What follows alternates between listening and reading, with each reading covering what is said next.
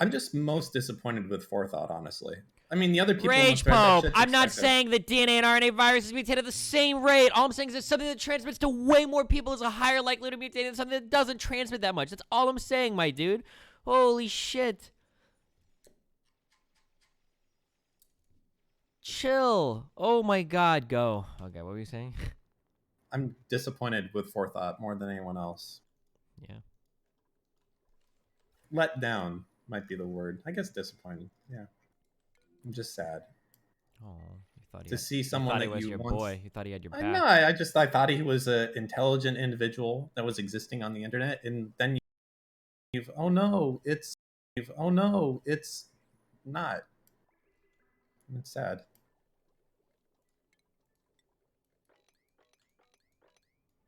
It broke my heart. I'm so sorry to hear that, Dan. How many bathtubs have you filled up today? None. Because I said that was what happens if we have like a fucking actual insane pandemic. But of course, I'm sorry. I know you don't give a fuck. No, Dan, it's all Gucci. All Gucci and the hoochie, my dude.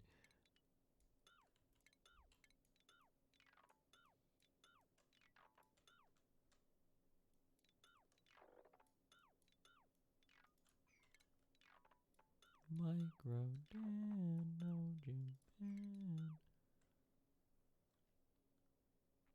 Are you playing Doom today? I don't know. We'll see what the Moot's up to. Did Moot stream this morning?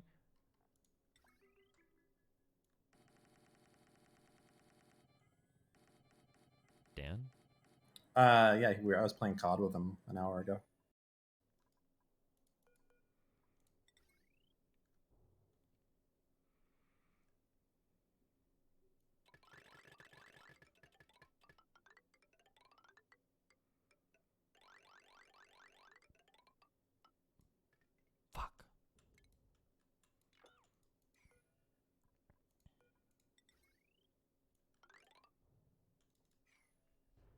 God, some of these people are so fucking stupid. How do these people remember to breathe? That's what I don't understand. When they wake up, like, do they have fucking Post-it notes right there so they get it right away, or what? We have some of the greatest infrastructure to deal with food shortages at any other point in time. This isn't the 80s. Stores are salivating at the mouth to think of new ways to get products quicker to the consumers. Who the fuck is going to give them out if everyone's like afraid of a pandemic? You can have fucking robots selling shit there? You're so fucking... I feel my blood pressure going up.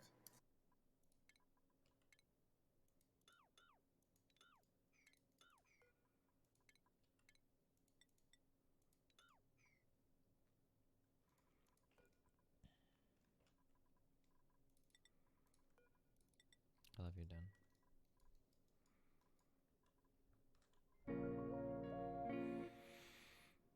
Steven, play Doom with DSP.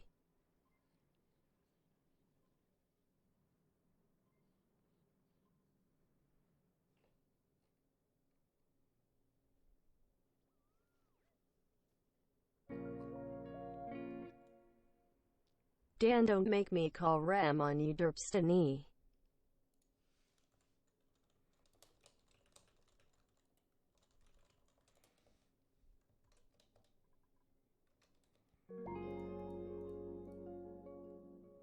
We have it totally under control.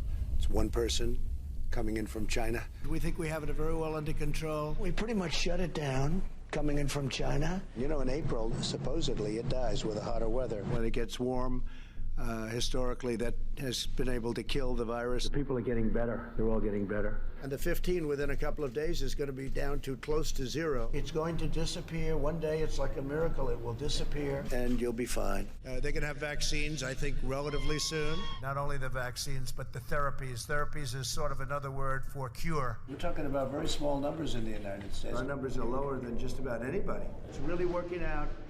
And a lot of good things are going to happen. And we are responding with great speed and professionalism. It's going to go away. Yeah, no, I don't take responsibility at all. We're going to all be great. We're going to be so good. This came up, we came up so suddenly. This is a pandemic. I felt it was a pandemic long before it was called a pandemic. All you had to do is look at other countries. The coronavirus, you know that, right? Coronavirus. And this is their new hoax. We're 15 people in this massive country. And because of the fact that we went early, we could have had a lot more than that. We're doing great. Our country is doing so great. Good one, Trump. Wait, 5,000. How many confirmed cases are there in the U.S. at this point? Do you know what we're up to, Dan? I can't answer this. I'm sorry. I'm just... Dan, it's okay. This is my squirrel. Do you not understand? Who's your squirrel? Forethought? This fucking thread is my fucking squirrel right now. Dan, people make hate threads on you all the time. Why is this one bothering you more than any other? Because I'm right in this one, and it doesn't happen often. Usually I say some dumb shit and get called out, but I said good shit here and I'm getting called out. I can't fucking stand it.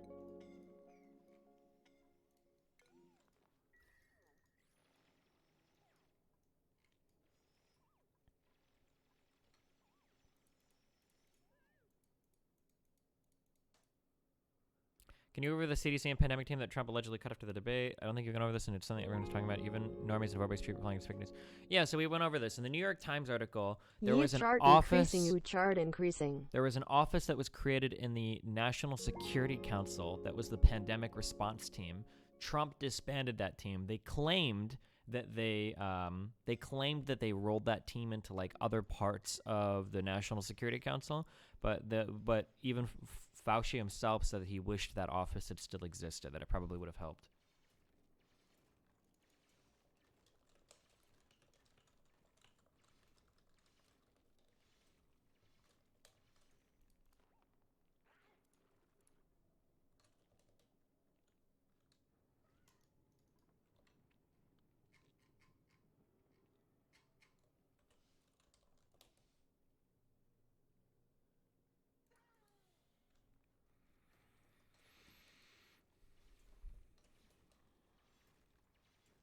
The U.S. is up to 41,511 cases.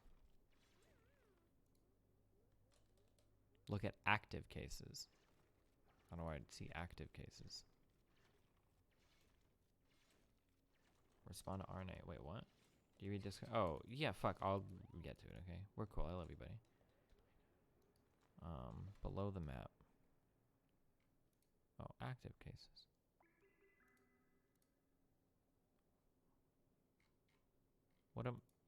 How is this helping me? Stop. Cumulative confirmed cases, active cases. Is it? Oh, I see. Never mind. No, wait. It doesn't change this on the left at all. How is this helping me?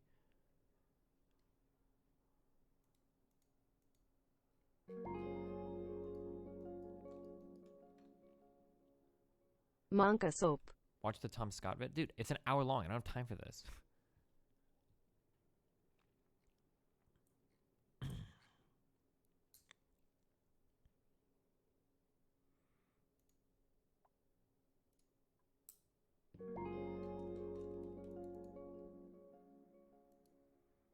Three fucking years of wasting money on your dumb ass. What am I doing with my life? You're making wise investments for that social capital because everybody's going to think you're so cool when you're a Destiny sub. All right. I'm going to join this call. Wish me luck, guys. Good luck. Hey, hello? Hey, man.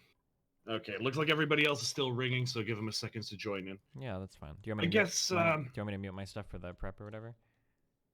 I really don't care, man. It's okay. As I already sent you a thing. Okay, they're all needing a moment to come in. That's fine. That's fine. One thing, like the word that I sent you, is that all right to say on your stream, or do I need to get everybody to censor that too? Oh, retarded is yeah, you're okay. Okay, perfect. Yeah, I don't know, man. Twitch is difficult at times. It's all good. You're fine. Yeah, no. I mean, initially I kind of wanted to talk to you before, but this works too. I mean, Jesus. Sorry, I've been streaming out of town. I was out of town for like 3 weeks, so I have to come back and like fucking pedal to the metal and shit. Oh, no problem, man. And that's one of my co-hosts right here, Kelso. My name is Zach. Just call me that. That works. Let's see. Yeah, I might also throw up a link for some super chats or Streamlabs rather. So I don't know if people want to throw questions there. In general, I tend to just run. What's the link to your stream again, real quick? Okay, I'm gonna give you one of the the people restreaming it because it's a private server and we cannot have just a bunch of people flooding in and crashing it. So let me see. Are you already streaming it, Kelso, on your end, or? Oh, not yet. Just in a second. All right, I'll give you his link now. There we go. I literally just woke up. Sorry. Yeah, It's no like worries. 5 a.m. Australian time is difficult, man.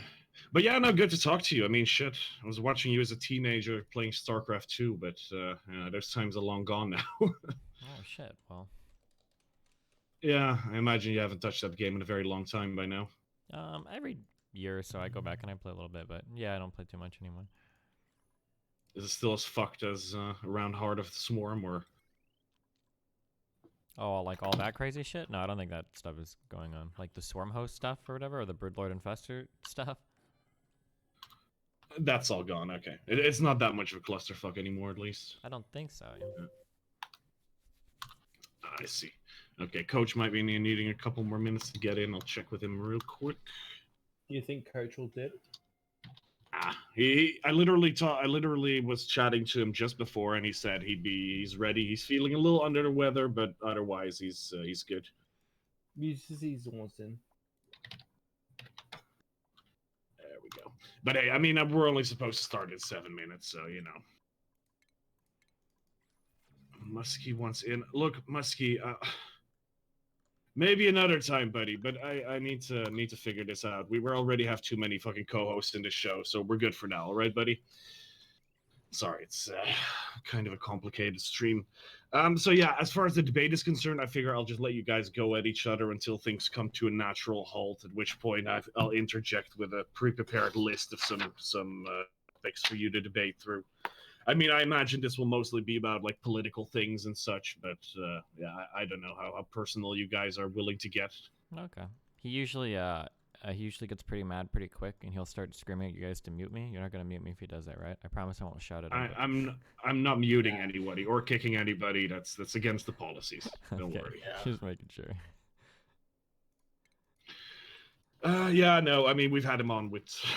He's muted at least one of my co-hosts and one other guy he was talking to before, so it wouldn't exactly be the first time it would happen, but hey, we'll see. Hopefully it'll work out, all work out good. Okay, everybody on stream, audio is fine and everything like that? I'm gonna have to turn Destiny up a little bit, I suppose. There we go. I think we're all set. CRP is 4 things, yeah.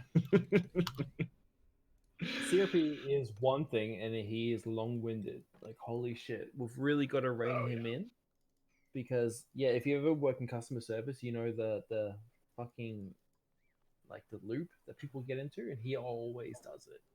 Well, I prefer not to rein anybody in, and any of that you guys can manage amongst yourselves, I think. I mean, we're all adults here. Or one boomer, one middle-aged, and whatever. We'll figure it out.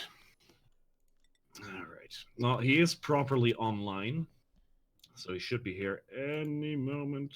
I don't know. Maybe he's just making himself a coffee. Who knows? But yeah, no. Actually, I watched your what was it? Thingamajig, the Mike from PA debate recently. That was impressive. Wait, which... Like, I mean, we're kind. The last one, the one okay. from, what is it, March the 10th, I think. Oh, sure, gotcha.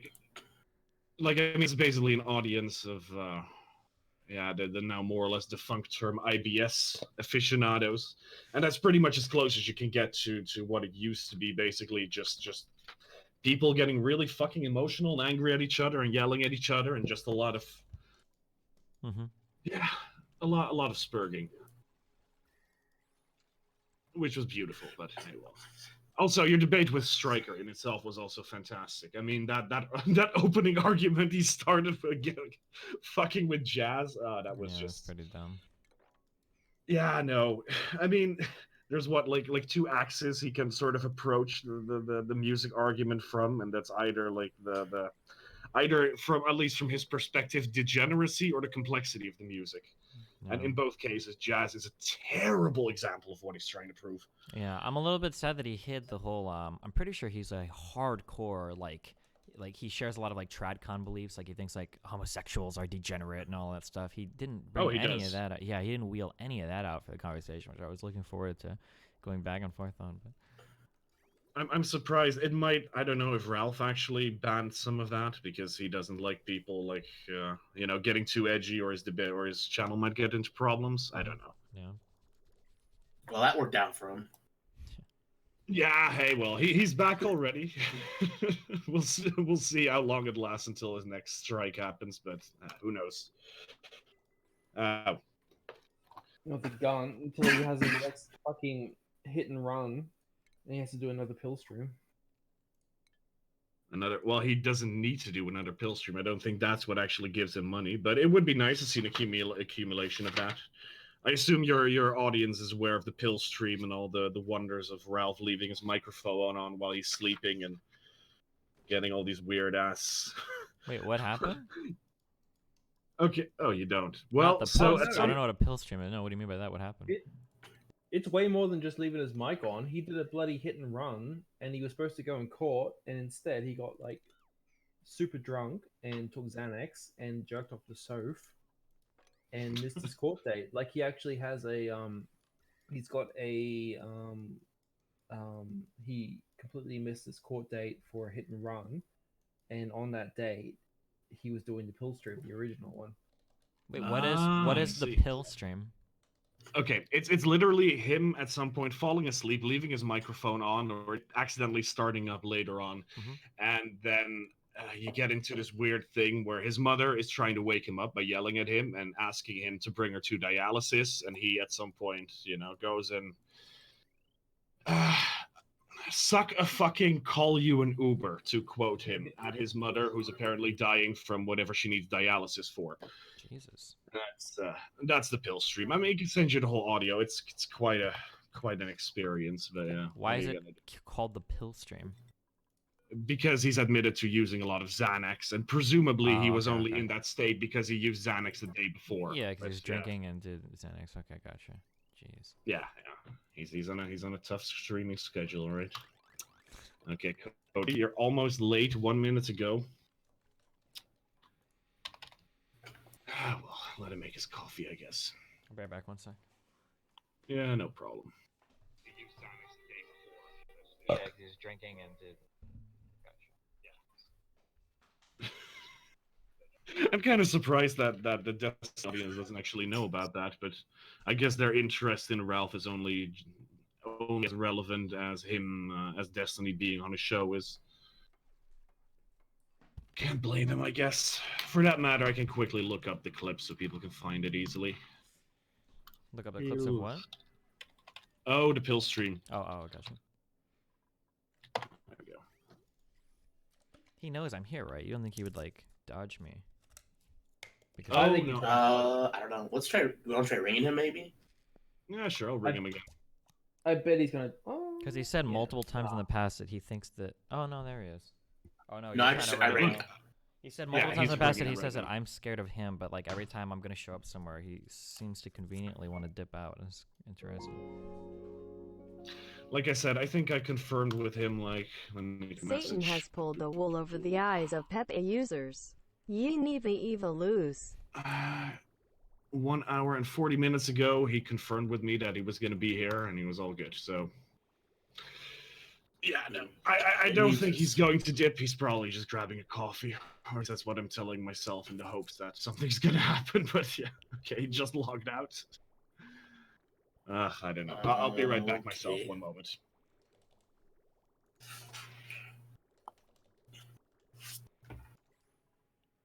See, I'll try DMing him quick.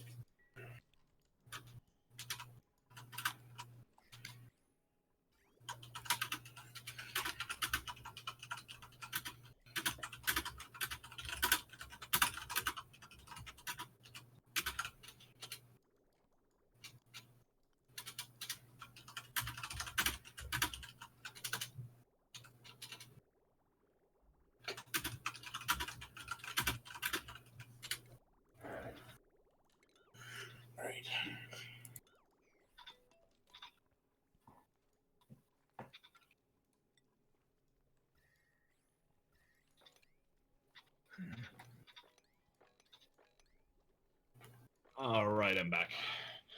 So I'm pretty sure he's going to show up because the entire point, the entire reason this got started is, well, I mean, I saw you guys have a short debate before, and I figured, hey, there might be more there. Well, we've had So I conversations gotta- in the past. What he usually does is he does this. I don't know if this is projection or not, but he does this weird thing where he tries to psychoanalyze me. He's like, I know that you were short in high school, so kids definitely were bullying the fuck out of you, right? And you're going to kill yourself in like 10 years. It's like usually that's how our conversations go. That was definitely on your last 15-minute conversation, yeah. Yeah. I'm not sure if we're going to go that direction again, or, I mean, the topics I prepared are much more political in nature, things like gun rights, abortion, just your boilerplate, Okay. transsexual rights, pronouns. He has an issue with Trump giving out $1,000 to $2,000 And to stimulus? people. Corona crisis. What? Yeah, jeez. Oh, hey. How can he have so many He bad just responded positions? to me. Uh-oh. I'm here. Okay, I'm gonna him again, and hopefully this time he will pick up. Oh, here he goes. Yeah, I'm ringing, buddy. I know.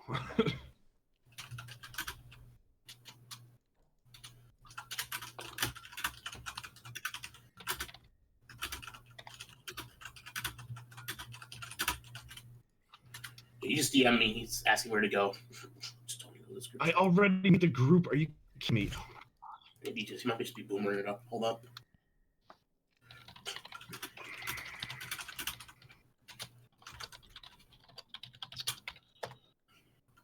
Okay, like worst case scenario, I can run this from our server too, I guess. But you know, I was kind of hoping to just do it from here.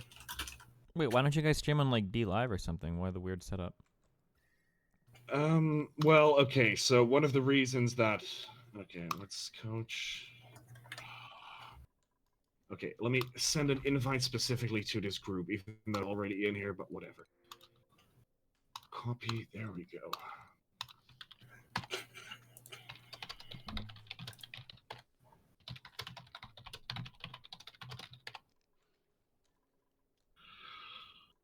Okay, well, I sent him a direct link to the call, so hopefully we'll figure that out. Let's try to ring him again. Why don't we stream to D Live? Here we go. All right. There we go. Hello, Coach. Do I sound all right? Yeah, you sound fine. Yeah, you sound good. Well, you know, that was odd because I didn't get the notification that anybody was calling me. It was just the oddest thing. That is really weird. But you're here now, and that's what's important, right? Yep. All right. So, ladies and gentlemen, I'm a bit under the weather.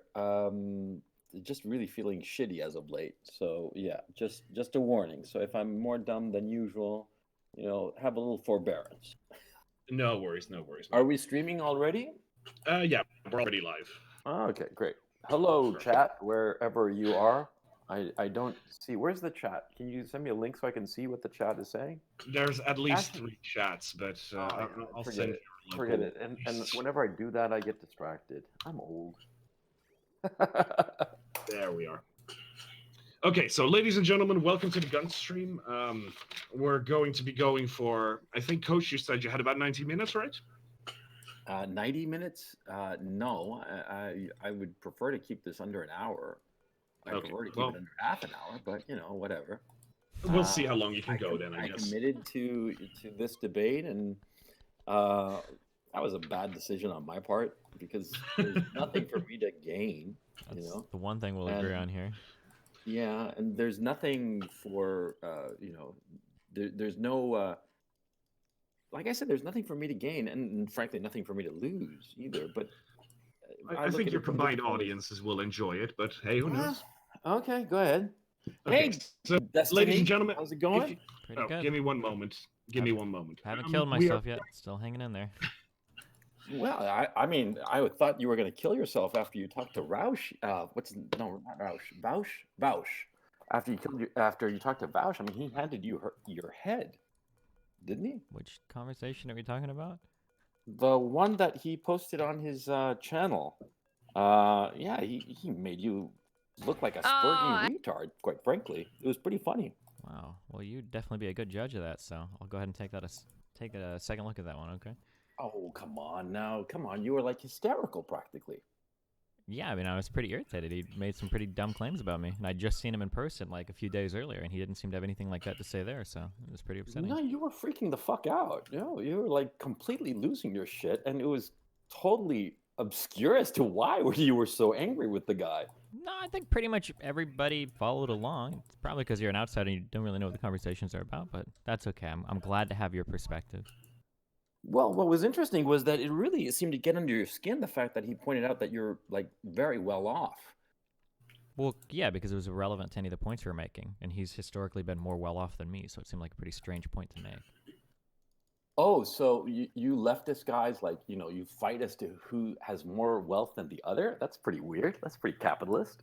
That's not really what we're fighting about at all, firstly. Secondly, I am a capitalist, so I don't know if that's supposed to be an attack against my economic position. Well, no, I mean, like, you're a leftist, right? I mean, you're on the left. What do you mean by leftist? See, you do that. Wait, hold on. I'm sorry. Let me explain. No. Hold on. I'm so sorry. Let me explain for the audience, okay? Because I know that you're politically literate. So when some people on the internet say leftist, they mean literally like socialist or communist. I am a liberal, okay, broadly speaking. This encompasses both Democrats and Republicans, but I'm a capitalist. So if someone on the internet asks me if I'm a leftist, I have to ask, do you mean am I a socialist or do you mean I'm like a Democrat or progressive? I am like a Democrat or progressive. You'd call me a leftist in the United States, but for people online that talk about like socialism and Marxism and shit, I would not be considered a leftist. I'd be considered a liberal. So that's why I asked what you meant when you asked if I was a leftist, okay?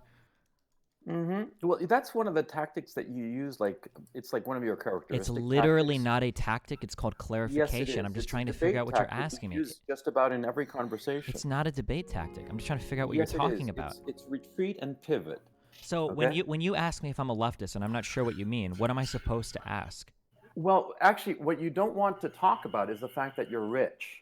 That you're I really talk about well how off. much money I make all the time. You swing and a miss and and a so swing and a I miss. asked, Yeah. what about you as a rich leftist? And automatically you do the typical, what do you mean by leftist? Which is retreat and pivot to something else. Firstly, I'm not retreating. This is I something own. that you do all the No, time. stop. Can you stop doing this weird shit? So I own every position I What have. I don't weird shit? retreat I'm from. just pointing out how you debate, your debating style. It's not a debate style. I'm asking you for clarification on a term because you're using a word that means different things to different people. I don't know that's if. what you do. What you do is Yes, you try I do. to What I do is I munch clarify, and then people like by you that don't really know what you're retreating talking and about pivoting get to very something upset else. about it because you realize that you don't know what you're talking about. So when you say that No, I'm a it's like, for leftist, I have to instance, figure out if you mean if I'm a if you socialist keep or if I'm a Democrat. repeating- Okay.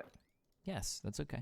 See, this is typical Destiny. You retreat and pivot to something else. Okay, I so we say, have hosts here that pivot I don't to know. a human I don't know being, either and of these you hosts. say, what do you mean by human being? So To pivot I away don't from know the what. direction of the Well, if we were having a that you don't conversation wanna about what address. human beings were, I would probably ask you for a No, clarification I'm on being that too. hypothetical, and you're acting in bad faith. That's the problem with you, Destiny. That you argue Can I in get some bad host faith. input on this? Was it unfair for me to ask him what he meant by leftist when I wasn't sure if he meant like a U.S. liberal It's versus like a debating socialist? strategy that you use all the time. It Boring. seems Stop doing it. reasonable. Okay, thank Yeah. you. Thank you. Jesus. Okay. It's So- reasonable, but it's also just pointless. We should just move on to the main topic. Sure, we can move on, but like, just so you know, like, we're setting the it's the tone for the main debate where he topic of constantly conversation as accuses far as me. I'm He constantly concerned, accuses me of is- like is debate dissecting tactics, Destiny. and I'm That's just why trying I'm to here. have like a conversation to figure out what words he's using. But he constantly asks me No, but like if I'm doing Destiny, debate Steven, tactics. Steven, calm down now. Let other people talk. Okay? That's how it works. The reason that we're having this conversation, as far as I'm concerned, is to dissect Destiny and figure out what makes him tick. And figure out the. If you want to the know that, strategies you he can uses when visit he my talks about YouTube it. channel. I talk about myself all the time. I don't know why I would need No, you no, no, here no, no. to You dissect me. project onto your audience what you want them to see, but I want to see the real Destiny, the true Destiny. I want to see his little organs spread out I've on been my streaming autopsy for table. over 10 years, my dude. I don't think there's anything hidden about me from my audience, although I'm flattered you think I could keep an act up for so long. Well, what's interesting to me is the motivation for your debates, because you don't care about finding the truth. You just care about winning the debate. You want to aggrandize yourself by way of debating. If that was true, then I would probably find a community that circle jerks me more, like most of your guys' communities, and I wouldn't have changed any of my major policy positions over the past 5 years, which I do, absolutely. I'm constantly evolving my positions to things that I think sound better. No, you're not interested in finding the truth. You're just interested in coming across as the smartest guy in the room. No, I think that you mistake maybe you not knowing what you're talking about when you talk to me is me trying to be the smartest guy in the room. But like, I think most of my conversations are pretty reasonable. And there's plenty of times where I'm talking to like really well-read people that are way more intelligent than me on a given area. That's how I gather information. So what you do usually in your debates, quote unquote debates, because it's not really debate. It's for you. It's what you want to do is put down other people. And so you automatically enter into any conversation with anybody with a bad faith approach. For instance, in this conversation that we just started having, you immediately said that I don't know what I'm talking about. I do know what I'm talking about. I'm talking about you, Stephen. I'm talking about destiny. And I'm glad that at least the hosts were here to side with me on my clarifying question. So, and I'm saying that you go into every conversation with no effort, no desire to find the truth. You just want to aggrandize yourself. That's why it's a misnomer. I'm really curious. What position do you think I hold that I hold because I'm not interested in the truthfulness of it? I just hold it to fight with people or whatever. All of them. Can you name a single position that you think that I hold that I can't defend? Sure. Like yesterday when you were talking with Vaush, right? Okay. And you like had your little freak out, yeah? I mean, you basically... So you didn't answer my question. I'm going to restate it again for you. I don't know if you just don't have an answer. I know. You pretty much agreed on just about everything, but the thing is... So my question is, what position do I hold that you think I can't defend, that I just hold to, like, irritate people? Okay, fine. It proves my point that you try to steamroller people. That's another one of your debating tactics, by talking really fast and just steamrolling. I haven't been talking really fast. So you've been talking over me, and you've been like proselytizing for the entire conversation. And see, you're talking about how I'm proselytizing. What am I proselytizing? I'm not proselytizing. You're trying to claim that you've got some like psychological analysis of me. Every time we talk, you're like, I've got your number, but you can't answer a simple question like, what position do you think I hold that I don't genuinely believe in? Oh, all of them. I answered your question. You can't say all of them.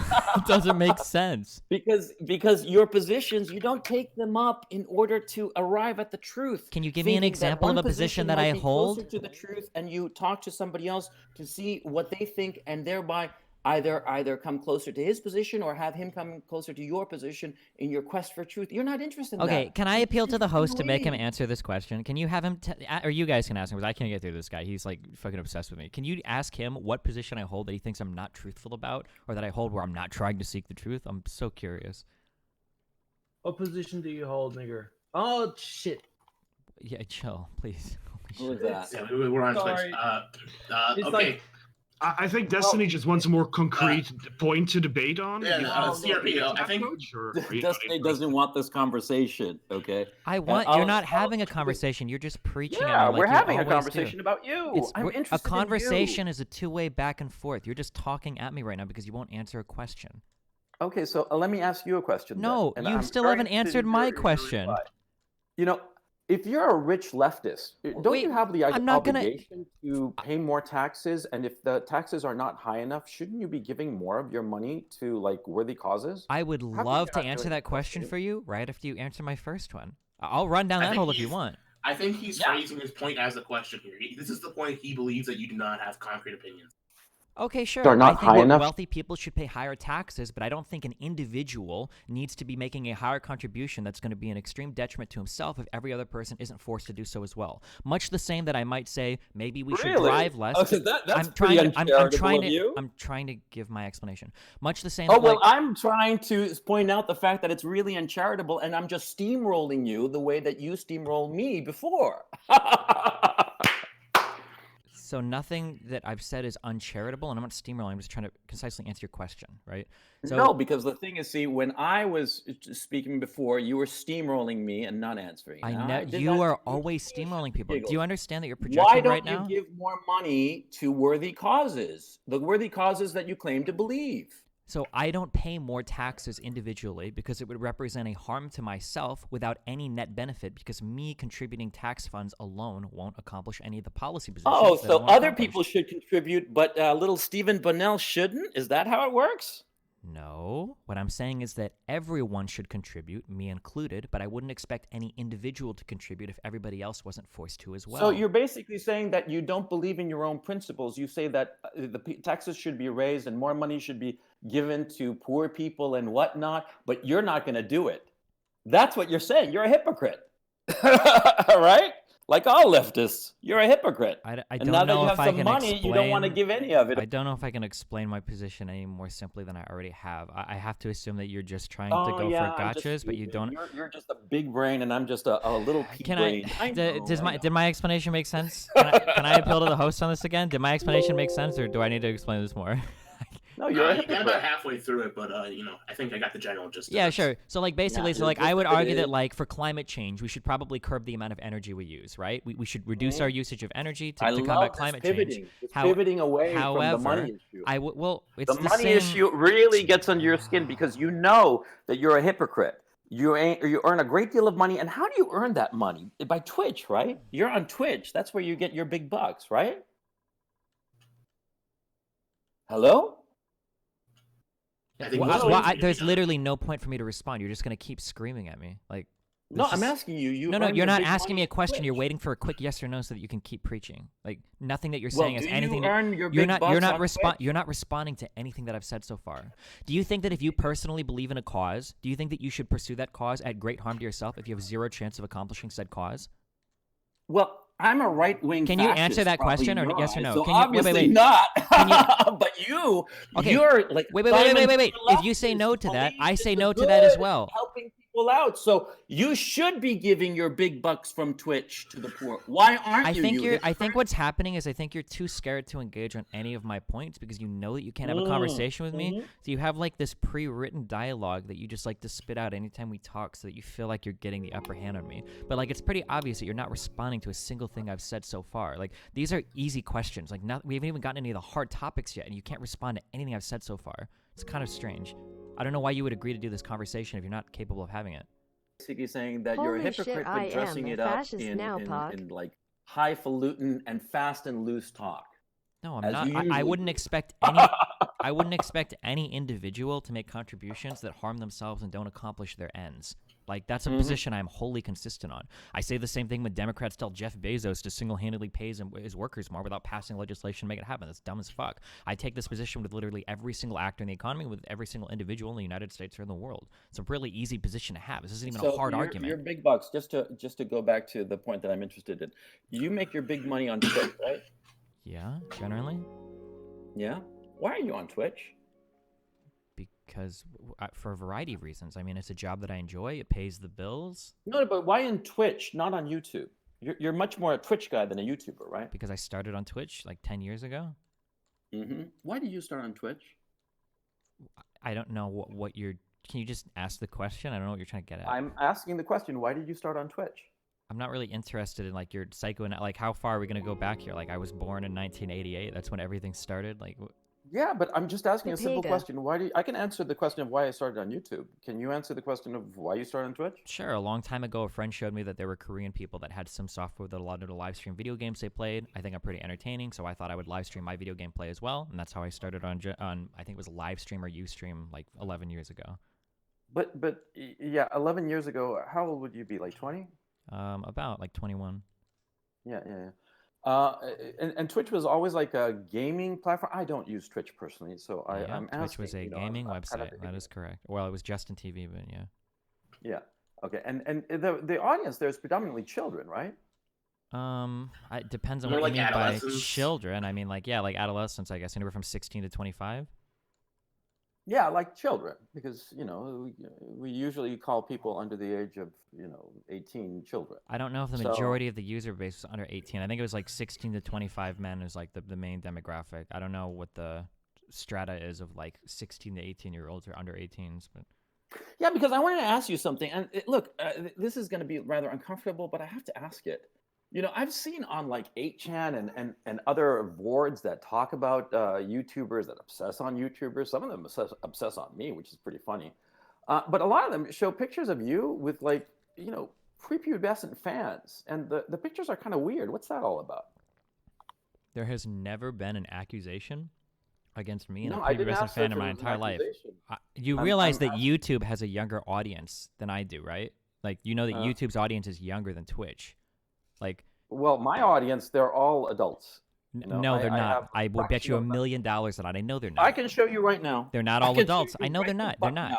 They're not. Yes, You're they are. lying. Okay, go ahead and post a screenshot. We'll wait of your YouTube demographics. Sure. Yeah, no problem. Hang on. Let me just. Oops.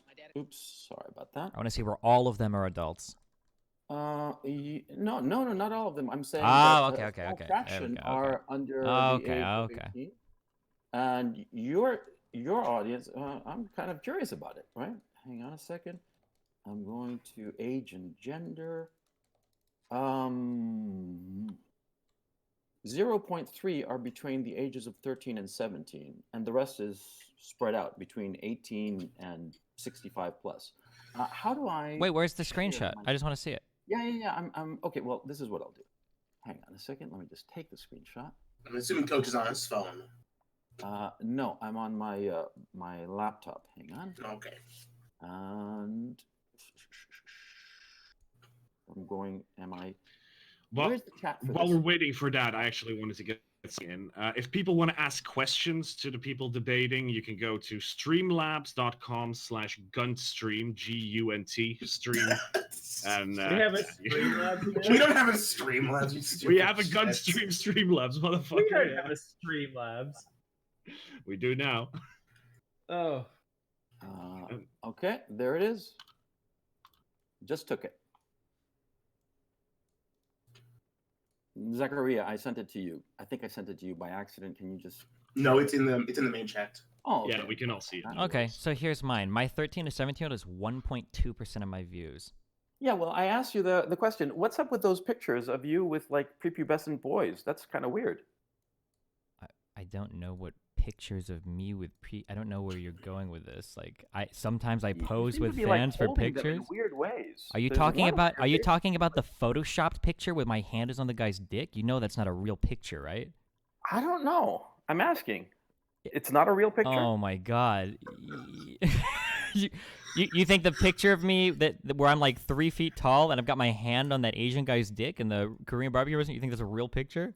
I don't know. I'm asking. It's not. Because that's a tactic you use in debate. Grabbing people in the dick. that are automatically cast the person in the worst light, and they're forced to on the back foot to defend themselves, even though that was never their position. I mean, I can defend myself against claims of pedophilia. Like, I've been in this industry for a long time, and there's never been like an accusation that I've like abused a minor or any shit like that. This is a total fabrication from people, and you're 100% sure. Prove that there are no accusations against me. You. To be fair, that is asking to prove a negative. Yeah, how can I even do that? You don't think that if there was something credible against me, you don't think that you guys would have more than just a photoshopped picture of me in a restaurant? You use that tactic all the time. Steven, I'm not interested in whether you're fucking little boys or not. That's your business and the police's, frankly. But what I am interested in this conversation is pointing out how you debate people. And you put them on the back foot just like that all the time, and then oblige them to try to defend something that is never their position, or put them in the position of having to prove a negative. Is this what it looks like when you have like Destiny PTSD? That's what it feels like? This is like really weird, dude. Like, yeah, it's really weird because you know it's true, and the people who listen to you know it's true. I'm the only son of a bitch who's pointed it out to you, maybe, but it's true. You act in bad faith. Everything you every interaction you ever had of it is always in bad faith, because you're not interested in finding the truth. You're interested in aggrandizing yourself because you feel, for lack of a better word, you feel small, and because of it, you try to aggrandize yourself at the expense of others. Do you ever worry that you might be projecting like an uncomfortable amount in these conversations? To go through your strategies for it, for your bad faith, quote unquote, debating, you retreat and pivot, you straw man. But the way you do it is actually kind of subtle, because what you do is it's sort of like a balsa man. It's sort of like the shape of the person. But what you do is that you take their position and subtly shift it with a couple of words to put it into an extreme position that you can defeat. And he knows it. And he freaks out trying to shore up a position that is a reasonable position, but which you have shifted ever so slightly. So it's not quite a straw man, but it's in a way that renders the guy's argument moot, and you win. And you do that all the time. Do you think that you're making good points right now? Do you really think that? Yeah, I do. I'm pointing out who you are, buddy. Okay. Well, I don't think there's really any reason to continue on with this right now. I think let's go back a little bit.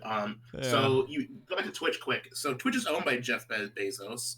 who you mentioned before. So let's connect the 2 points there. Do you think that working for Twitch is in a way helping support Jeff Bezos?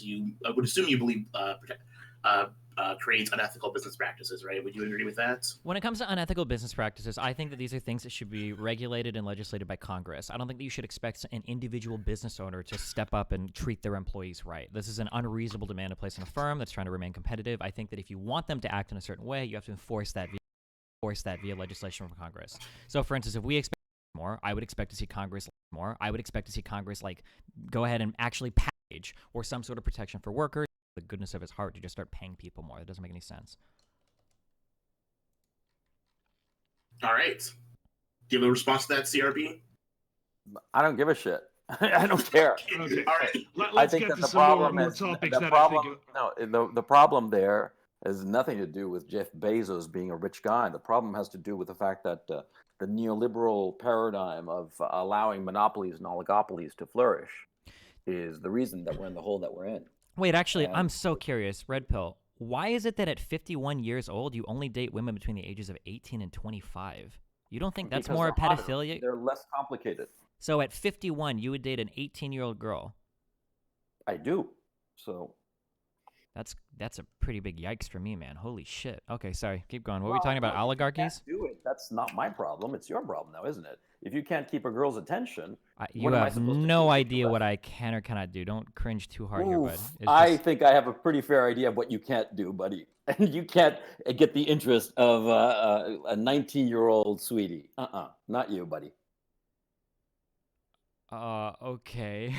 What were we talking about? Oligarchy. Children who think that you're clever, yeah, you can get their attention. But like a woman, I'm cringing. What is the current conversation topic? You were talking about oligarchies. Go for it. No, I said the neoliberal economic dogma, instituted with Greenspan starting in '64, that how monopolies are good so long as they inflate prices is a good thing for an economy. I think that that's the problem that we're having. Wait, what does that have to do with supporting Bezos? What is the topic right now? Pardon? What exactly is the topic right now? Well, we're talking about Bezos, right? And you're looking at like the hair on the dog, and I'm looking at the actual dog. See, that's the difference. Because who gives a shit how much money Bezos is paying his workers? That's not the point. The point is that Amazon is a monopoly. That's the problem. So what would you change? Do you think that companies like Amazon or break up monopolies? Yeah. Okay, I think that's pretty reasonable. I don't disagree with that. Okay, so maybe let's get on to something that's a bit closer to people's hearts. How about abortion rights? No, it's boring because he's going to try to fudge the issue of conception, and I'm going to say that conception is the point at where an individual comes into existence, and he's going to deny it. That's going to be a waste of time. Move on to the next one. That's fair. You don't have to debate it. I don't know. I think people would enjoy hearing you go against you two again. Nah, whatever. What else we got? Frankly, today I'm much more interested in what's going to happen with coronavirus. That's much more interesting to me. Yeah, I saw you tweeting earlier today that you are against Trump giving like 1 to 2K to people to get through the crisis, right? Yeah, it's going to be a disaster because he's basically trying to, and the Senate too, they're trying to shore up the corporate bond market, and it's understandable why they're trying to shore it up because that debt is unsustainable and it's unpayable. But if they, try to open up the money spigot to shore up the corporate bond market, it's going to blow up in their faces. So I don't think the goal is to shore up the corporate bond market. I think the goal is to provide people with money for the duration of period where they're not working. That's why we're giving money. That's why we're giving cash injections like directly to people rather than just giving money to businesses is the idea. Okay, look, do the math. Okay. Okay. There are 330 million people in the United States, right? Sure. You give them, you discount roughly a third of that because they're either infants or they disqualify prisoners, whatever. So you have 220 million people. Okay. $1,000 each. That's $220 billion, right? Okay. And they're talking about 1.5 trillion. Okay. The money that's going to be the direct payments to people, that's chump change. What they're really aiming for is to shore up these corporations and give them lifelines. And they're arguing about whether they're giving basically free money or they're going to get warrants for the money that they're going to put out, or they're going to shore up the bond market. And now that the Federal Reserve is shoring up the bond market, with What, huge. what does giving money to individuals so they can pay their bills have to do with showing up the bond market? I think he's talking about the bill as a whole. What's Oh, technically okay. accomplished. Yeah, Sure, yeah, you're a little slow, aren't you? I don't think you know much about finance, do you? Yeah, I bet you don't. So anyway, the problem going on right now is this guy is so funny. Yeah, So wait, so I'm curious. Why do you think we can't pay? Why do you think we can't pay people $1,000 or $2,000 for a month or two while they are all in quarantine and aren't able to work?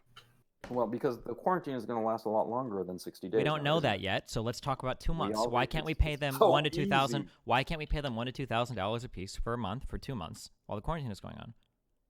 Okay. If you pay that amount of money, you're going to inflate it with currency. That's just not true. The type of inflation that you're talking about hasn't happened. It's funny that you say don't know anything about finance, because this is one of the largest issues that economists are tackling with right now, is the idea that all of the inflation that everybody said we're supposed to have by things like quantitative easing or historic low interest rates just hasn't happened. This is 101. Anybody can look this up. It's a huge debate in economics right now. Like, people don't understand why we haven't seen any of that inflation. So the idea that inflation is magically going to happen because we do a 1 or 2 time cash stimulus, even though similar-ish things have been done under Bush, just doesn't really hold any water. So do you have a better answer? So what's Jerome Powell? Who's Jerome Powell, by the way? I'm not sure. I don't know how that's relevant to anything I just said. Jerome Powell is the chairman of the Federal Reserve. You ought to right now? Okay, sure. What about it? Okay. What policy is he going to be implementing? Announce. What, your mic cut out. What? What policy did he announce over the weekend that he's going to be putting out? I think they're doing more QE, I think is what they said. What is QE? It's quantitative easing. Mm-hmm. And what asset class are they going to be purchasing? I don't know. Treasury bonds or something? What? No, they're going to be purchasing corporate debt. Okay. And they're probably going to go into the equity markets as well. They're going to be buying up to 125 billion a month. I mean, excuse me, a day. Jesus fucking Christ. So anyway, what you're saying, okay, about the direct payments, they are likely never Wait, going no. When you say corporate debt, it's are you talking about the repo swap? They're trading out cash for bonds. You don't know what the corporate debt is? Okay, corporate debt is also called corporate bonds. Okay, so you were wrong on that. So continue on with your explanation. Jesus. You don't know what you're talking. You started about repos. Repos is a financial problem whereby banks collateralize overnight lending. It's a completely different problem. You don't know what the fuck you're talking about, do you? Jesus Christ, what a fucking ignorant asshole. You know, you act like you know what you're talking about. You're confusing. I think these are worse than my conversations with the QE, bullshit patrol, or not the bullshit patrol, the no bullshit. Holy shit! Oh Jesus Christ, man. Okay, look, let's move on to the next topic, because this one it's too boring for me to talk about with him. He doesn't know what he's talking about. Yeah, okay. Do you have any particular topics you have in mind? Well, he's too scared to talk about abortion. He doesn't want to talk about stimulus. I don't know. It seems like he just wants to obsess over me the entire time. Economics. You have no fucking idea. You just confused the repo market with corporate debt. What the fuck? You mentioned $1.5 trillion, which is suspiciously the exact same amount of dollars that they talked about on the recent repo market transactions. I wasn't sure if you were mistakenly referring to that or not, which is why I asked for clarification. Define the repo market transaction. I'm not going to sit here and define every single economic term or transaction for you. What the repo market is. If you can explain it, then it shows that you know what you're talking about. Please explain. Where the Treasury trades out liquid cash in exchange for bonds that corporations are holding, so that they have more liquidity. I'm not reading anything. We've literally talked about this for the past like 2 weeks. You're literally oh my reading. God! So when I give you the actual answer, now it's that I'm reading. Jesus Christ! Just like when we talked that time about inferences, and I mentioned abductive inference, and you looked it up and read the definition off of Wikipedia. Yeah, but I'm not going to say I didn't look that one up. Of course, I don't hear people talk about abductive reasoning much. I usually hear inductive and deductive. I hadn't heard abductive in the context of a conversation before. Yeah, it's only like one of the 3 principal ways of reasoning as defined by C.S. Peirce. Do you know who C.S. Peirce is? I don't. Yeah, of course. And you talk about reason and logic. C.S. Peirce, for those of you who don't know, which is probably most people, he is an American philosopher. He was a pragmatist, and he is considered by most people to be the father of modern logic. And he defined 3 classes of inferences: inductive, deductive, and abductive. And our boy here, Stephen, is so fucking clever, and he was talking to me about logic, And he didn't know what the fuck abductive logic was. Why would you need to? Abductive reasoning was. Why would you need to Jesus, know? he had to Why? look it Wait, up, and why, then I'm he curious. read the Why would you need to definition know? from Wikipedia as if he knew it? Why would you? Jesus, Why would you fucking need? pathetic. Why would you And need you to? just Why would confuse you the need to know repo what market abductive with logic is corporate in order to debt. understand deductive So or inductive anything logic? you have to say about Wait. Can you tell me? financial Can you tell me why? markets? Can you tell me why Fuck you? off! Can You you don't tell know me? what you're talking about, little man. Let's slow down. Yeah, sorry, fuck. This is all of our conversations, is just him screaming at me. Like, he's like Yeah, so because you're an fucking ignorant insecure. It's buffoon insane. who Holy tries to shit. act as if he knows what he's talking about. Because you don't care about finding the truth. You don't care about learning. You don't care about listening to somebody else. You just care about winning. Winning an argument so that you can feel better about yourself. Because the only thing that gives you any kind of satisfaction is besting other people in an argument. That's you. That's how you work. It's transparent to anybody who watches you in any of your conversations, i.e., quote unquote debates. They're not even conversations. They're not debates. They're you just trying to win. That's all you care about. You don't care about learning. You don't care about showing stuff to people. No, nothing. You just want to prove how smart you are. And it's boring. And now, like this conversation, I just wanted to get on here to show the people on your stream and the people listening here who you really are. You're not somebody admirable. You're not trying to contribute anything. Says the guy that posts on Reddit about how at 52 he only dates 18-year-olds. Okay, dude. No, I didn't post it on Reddit. Okay, I did a video about it, and I suggested why they. Are you not Coach Red Pill on Reddit? As I wrote before, I only date women between the ages of 18 and 25. Never any woman older than 26. By Coach-Red-Pill. And how is this not your post? The problems that they're having now. Wait, is this not your post? He's Hello? cutting out. It is your post. So you did post on Reddit. You just didn't think I saw it, but okay. Okay, fine. Whatever. I'm done with Steven because he's boring to me. Okay, how about we move on to something else that maybe... I don't think he's ever gonna have like an actual conversation with me. This is like one of the most insecure people I've ever spoken to in my entire life. But I guess like most like red pill or like alpha male people are. Characterize me as that? Sure, go ahead. Okay, I think people can come to their own conclusions. I guess. I think they will. Maybe transsexual rights is something you're interested in debating, Coach? They are people with mental infirmities. Period. Now we have something to go on, I think. What part is the mental infirmity? See, retreat and pivot. I can't ask a clarifying question? That's the way you operate, man. It's boring. Move on. Okay. Well, hey, listen. This has been fun, but this is honestly giving me brain rot. You can't have a conversation with this guy. Like, he's actually like delusional. I don't know. Okay. I don't know what to say. I don't know if you're on downers or if you're a little drunk or what. No, I'm perfectly fine. Oh, because you came in here already, crying that you were sick and that you might be off your game because I am sick, but that's neither here nor there. Okay. You got the corona? Have you been traveling a lot? Yeah, I probably do actually. I'm sorry. And the silence filled the room. Yeah. So I had nothing left to say. What else do you want me to say? Don't die, I guess. And the Warsaw airport in the last few weeks. So yeah, probably. It's no big deal. But maybe you can like expound a little bit on what particularly the behavior you see in transsexuals that would be classified as a mental illness. They are unhappy with their own bodies and decide to radically alter their bodies rather than reconcile themselves psychologically to the fact that they are born a man or born a woman. And a lot of other people indulge their fantasy. And it's just, look, we're going to look back on this period and be horrified by some of the shit that went on, including the castration of small children and the amputation, the double mastectomies of so many young women, and the fact that all so these this doesn't happen to young children, right? Will be turned sterile. This doesn't happen to young children, and young children aren't turned sterile. This isn't reflective of where the science is at right now in any of this. They are turned sterile. With puberty blockers. Puberty blockers do not make you sterile. As soon as you go off puberty blockers, that's just how the science works. Sorry, that makes you upset. If it's easier for you to transition, it is true. Okay, it is whatever. True. Puberty blockers do. What do you think puberty blockers do? What do puberty blockers do? Okay, it's in the term, and this is boring. Sure. No, I'm curious. You wanted to play 20 questions with me earlier. Why don't you tell me, what do puberty blockers do? You're a sick fuck. Wait, why can't you tell me what puberty blockers do? It's obviously not a good thing.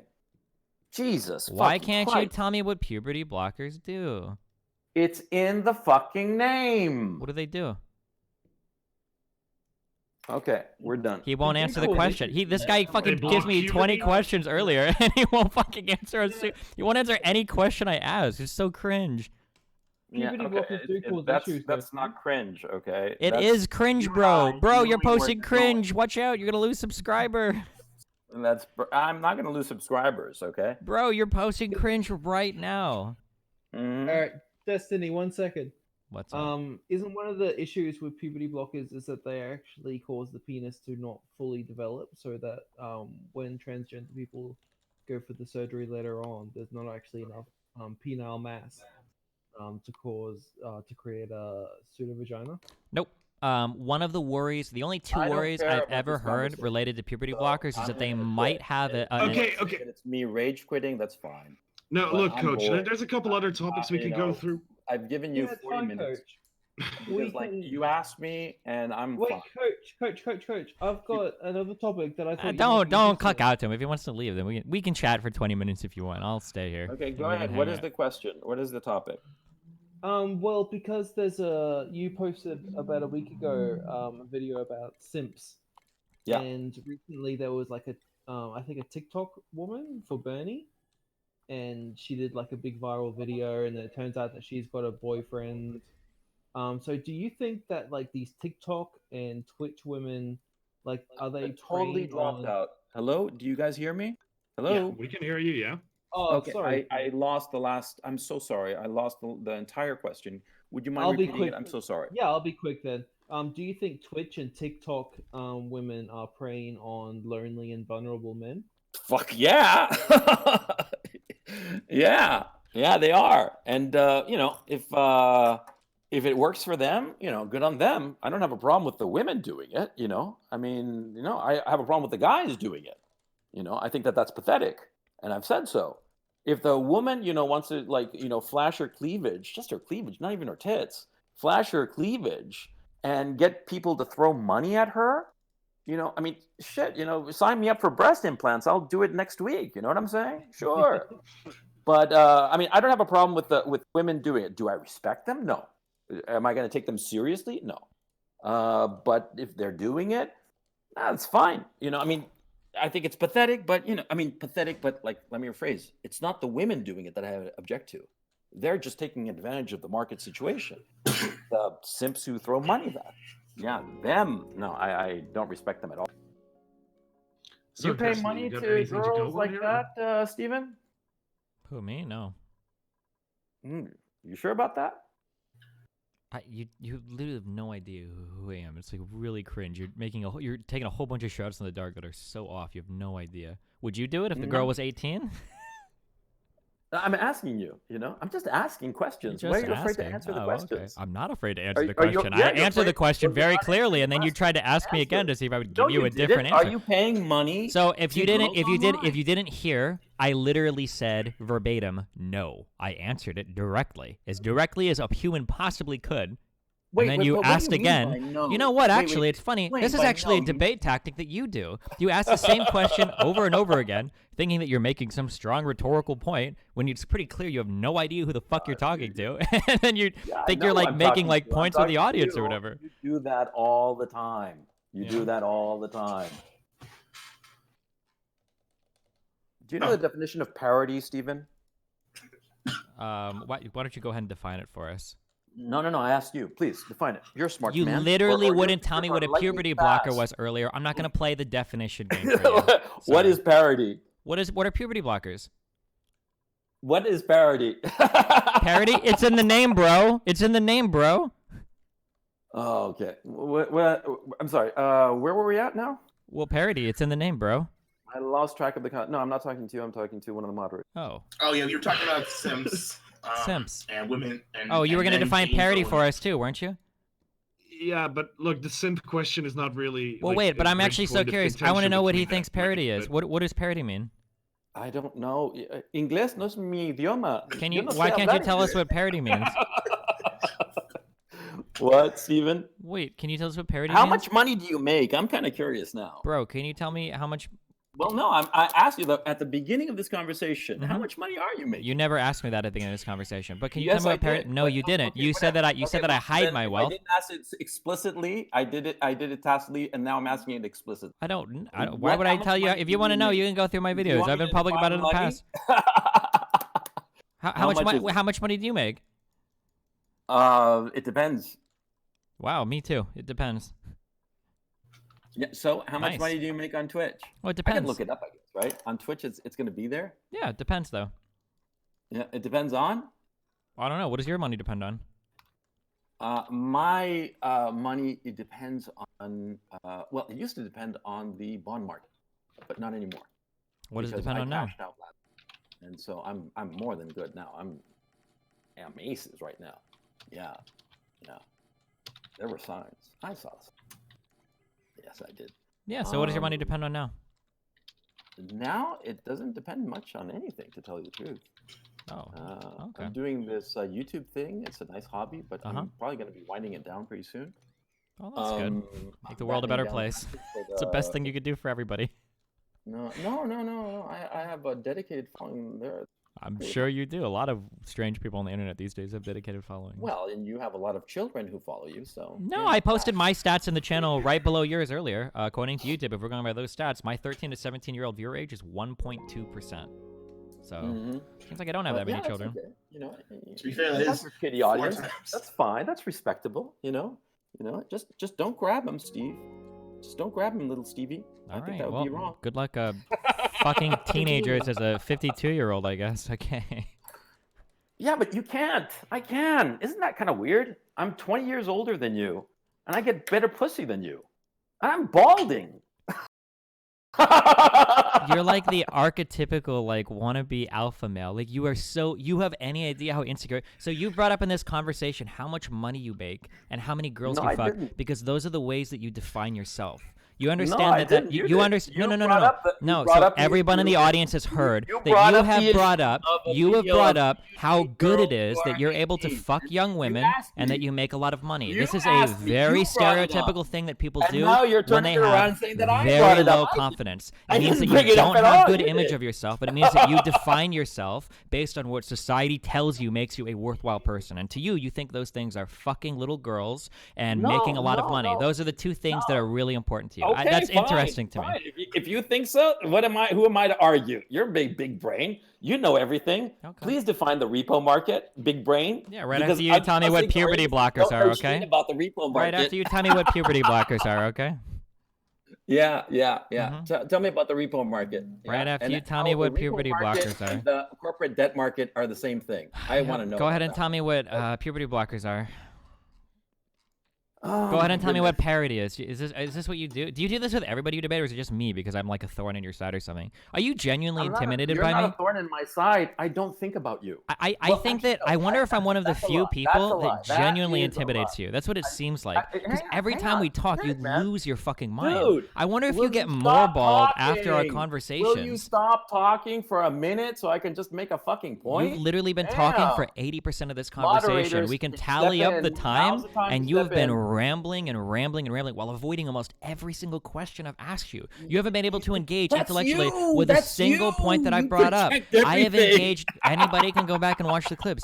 Dog, this isn't a good look for you. You're not coming off strong here. I don't know if I you're don't used to being on care what podcasts other where there's people 6 other think. people I don't care screaming what at your me, so you audience think that you have thinks. like some rhetorical or factual have your advantage, number, and but you you and I don't. know it. You're a 53-year-old guy on And what here you do, screaming like, at for me instance, about how you here make a lot of money off of bonds and fuck Steamroller. 18-year-olds. Can I- You are okay. literally the stereotypical Dude, version of an dude, alpha male can I that has zero please- confidence, zero self-esteem, and goes Can I online to flaunt please- things that you they already said probably I don't don't have have in order to self-esteem. feel better You about already themselves said because they that. have You're repeating zero yourself, fucking respect man. for themselves. Can I make a point?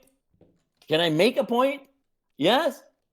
Sorry, I'm not here for you to make points. I just wanted to analyze Coach Red Pill. The only reason I came here today was because I wanted to see what makes you tick, and now I see what it is. It's pretending to have a lot of money, pretending to fuck 18-year-olds. That's all that you get off on the end of the day. It's really interesting. It's kind of sad, but it's interesting too. So now I can see where your projections come from. When you tell me that, oh, you must have been bullied as a kid or whatever, was that you? Were you fat and bald in high school, and that's why you accuse me of being bullied? Because you think if it happened to you, it must be a ubiquitous experience among teenagers that do YouTube now or something? Or Okay. Is that why you fuck 18-year-old girls, or try to at least? I'm suspect of even that claim. Are you trying to get back at all the girls that bullied you through high school, and you can get back at them now by fucking high school girls? Steamrolling is just boring. See, you just talking and talking and talking. Okay, I agree. It is boring. Can you tell me what puberty blockers or parody is? Okay, you're freaking the fuck out, Steven. I'm not freaking out at all right now. I'm just asking some simple questions. What are puberty blockers? You were the one screaming about fucking 18-year-olds and making a lot of money. You brought that up. You asked me about how I make money. You brought up the fact of who I date. I asked you how you make money because you asked me first how much money I make on Twitch. Remember that? Remember how you brought that up? Remember at the very beginning of this conversation, you opened by saying, well, if you make a lot of money as a leftist, aren't you a hypocrite? I never brought up money first, dude. It's always been you. It's always been you. I don't know if you're actually aware of this. You're a hypocrite who doesn't donate. I already explained all of it. I do donate, firstly, and secondly. You don't donate to causes. I do donate to causes. Why should you suffer? I do donate to causes. For what you believe in. I do donate to causes. You don't know that. You're making bad assumptions. You're making bad assumptions. You're making bad assumptions. That's what you said. I didn't say that. What I said was yes, you did. We talked about tax burden. What's the difference between taxes and donating to charity? Okay, this is funny. Guys, it's been a blast, but I'm losing my voice. So, yeah, Steven, good luck. Good luck, little man. You're going to need it. I hope you save I hope you save this VOD and show it to all the high school girls who try to pick up my dude. Good luck. Well, I don't have to pick up a high school girl because I got a woman now. So, that's my life. Anyway, wait, is she 18? Take it easy. Guys, well, I didn't talk to you guys at all. I'm sorry. This is Steven here was steamrolling me. But great chatting with you all. I was trying to find a picture of two steamrollers car crashing into each other, but I couldn't find one. Well, hey. Wait, what do you do when the woman you're dating? Wait, I'm curious. When the woman you're dating turns 26, do you dump her? Yeah. Okay. Really? Yep. That's our resident red pill right there. All right, later, man. Oh, there he goes. Okay. This is basically how red pill today. Every single conversation I've had with this guy basically goes this way. Jesus Christ. Destiny, would you be fine with calls? Yeah, go for it. Oh yeah, we got Catboy Cammy who wants to come in, also possibly. I don't know if you know who Catboy Cammy is, or. I like how that was the only question he was able to answer to. Oh yeah, no, I don't know anybody. Sorry. Who is it? Go for it. Okay, he's the guy that Nick Fuentes got in hot water with because he was streaming with him, and he is a the Neko man cat who dresses guy or up as a cat. Yeah. Exactly. I you can't. Want to have a talk with him? Yeah, well, sure. Listen, okay. I'm not saying this to be disrespectful or anything. If somebody starts like dropping n-bombs or like racial slurs, I have to leave. I can't. So if he comes on and he starts, I already told him to keep his gotcha. material. If it happens, and again, no disrespect to you guys, but I just have to leave. I can't like risk that. Okay, just so you know. All right. I absolutely understand. No okay, worries. got you. Cool. All right. I'm gonna try to add him in. We'll see. Might take him a couple moments to join in. But as far as the conversation with Coach has been, it's been very entertaining. I know that not getting any answers to the questions you want answered is a little frustrating, probably. But no, the audience, whatever. This is basically every fucking conversation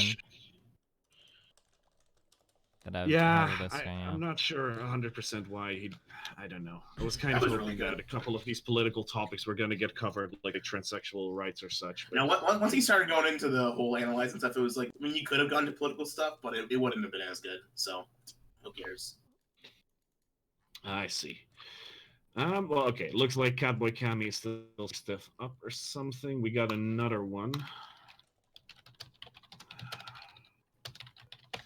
He is a hardcore 7-day Adventist. I don't know how much you enjoy talking to religious people, but boy, is this guy religious. Oh, lol, is it Leo? Oh yeah, of course, it's Leo. he was somewhat of a celebrity back in the Gamergate days, where all the drama stems from. Official leader of Gamergate, yeah. He made a video about Sarah Nyberg in the time. a large expose about the chat logs where she talks about being what was it?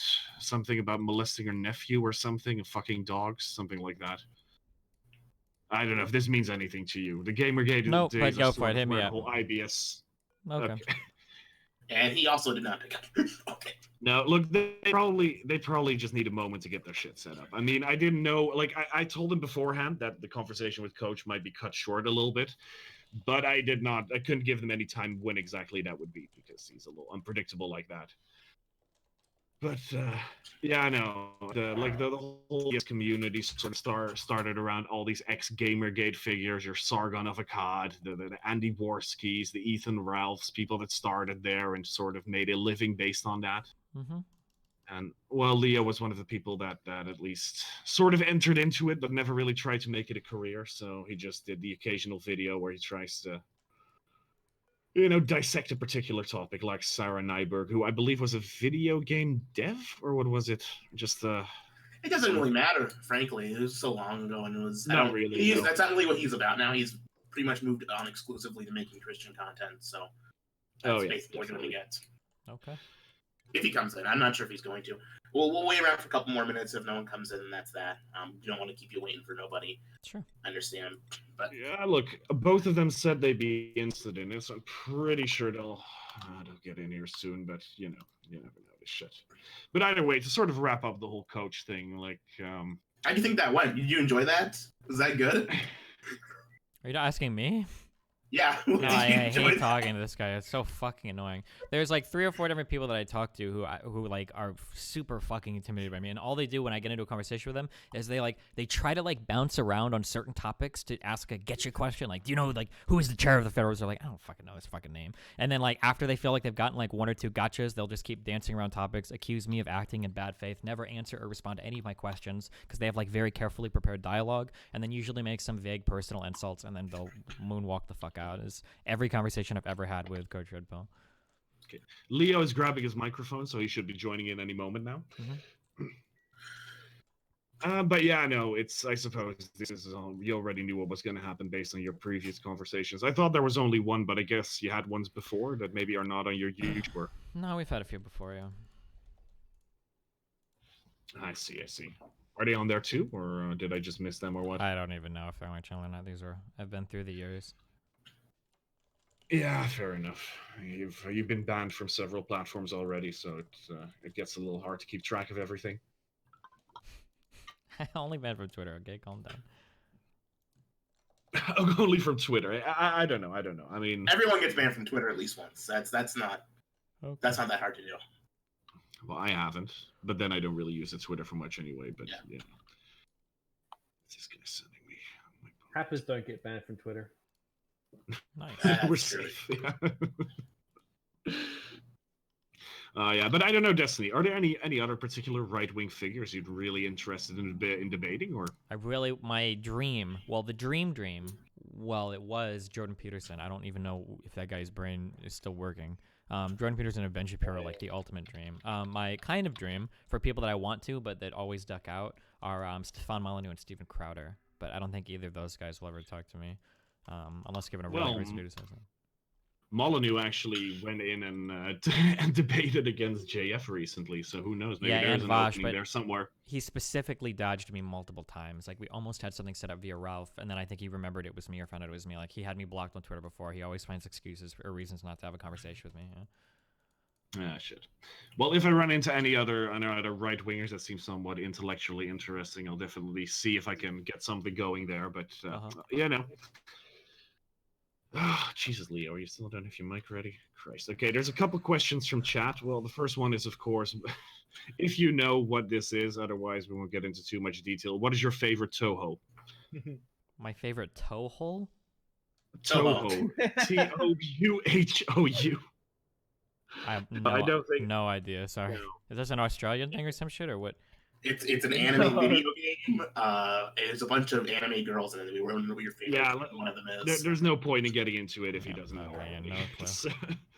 Will Destiny explain why CRP about a $2,000 bill being catastrophic? Wait, hold on. Fuck, you might cut out a little bit. What did you say? Could you repeat that?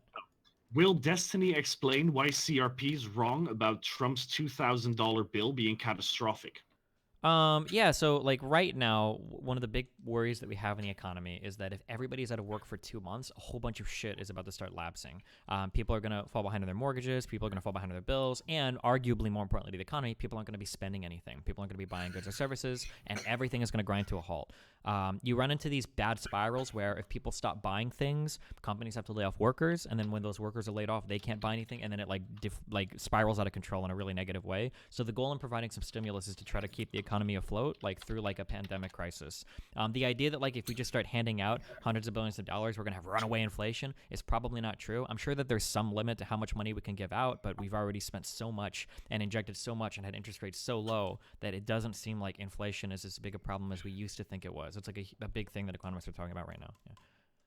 So I was kind of disappointed that he left before explaining this. Was that it sounded like he was saying there's more to the bill they're trying to pass than just the stimulus. Because I don't think it'd be hard to argue against. Well, yeah, there's different bills that are being presented in Congress. I think the one that recently the Democrats weren't happy with is I don't think there was enough provided to consumers, and there was a lot of money and stimulus provided to corporations, which seemed like dumb because there's no guarantee that corporations are going to use that money in ways that help the average U.S. citizen or even the greater U.S. economy. I think it was the Democratic criticism of the recent bill. I don't know every single provision in the bill. I don't know if there was something in there to shore up bond markets. I don't know about that. I haven't read about those parts, but that's what I'm familiar with right now.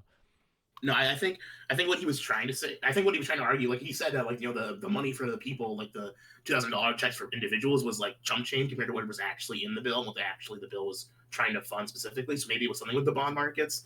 I was actually interested in what that was going to be, but he stopped talking about it before he got into it. Well, I think the problem is that like I don't think he has a good understanding of any of these things. He usually picks up like headlines, or he'll pick up like a couple sentences that he can say about it. But if you actually push him to like go in and like, well, what does this mean or what does that mean? He can't actually explain it. That's why he usually diverts to like jokes or questions or starts quizzing you, and then he runs away from the topic. Yeah, it's because he just I debate a lot of people that do that. They just memorize like a Twitter headline, and then you try to ask them for clarification on anything, they can't explain it, and then they just run away from the topic. Yeah. That's possible. He was talking to us last night, or a couple nights ago, about the market. Yeah. He was doing some investment stuff, so it's possibly he knows a little bit, but he didn't get into it, so I'm kind of sad about that. Sure. I was being a little disingenuous earlier as well. There are pictures of me out there.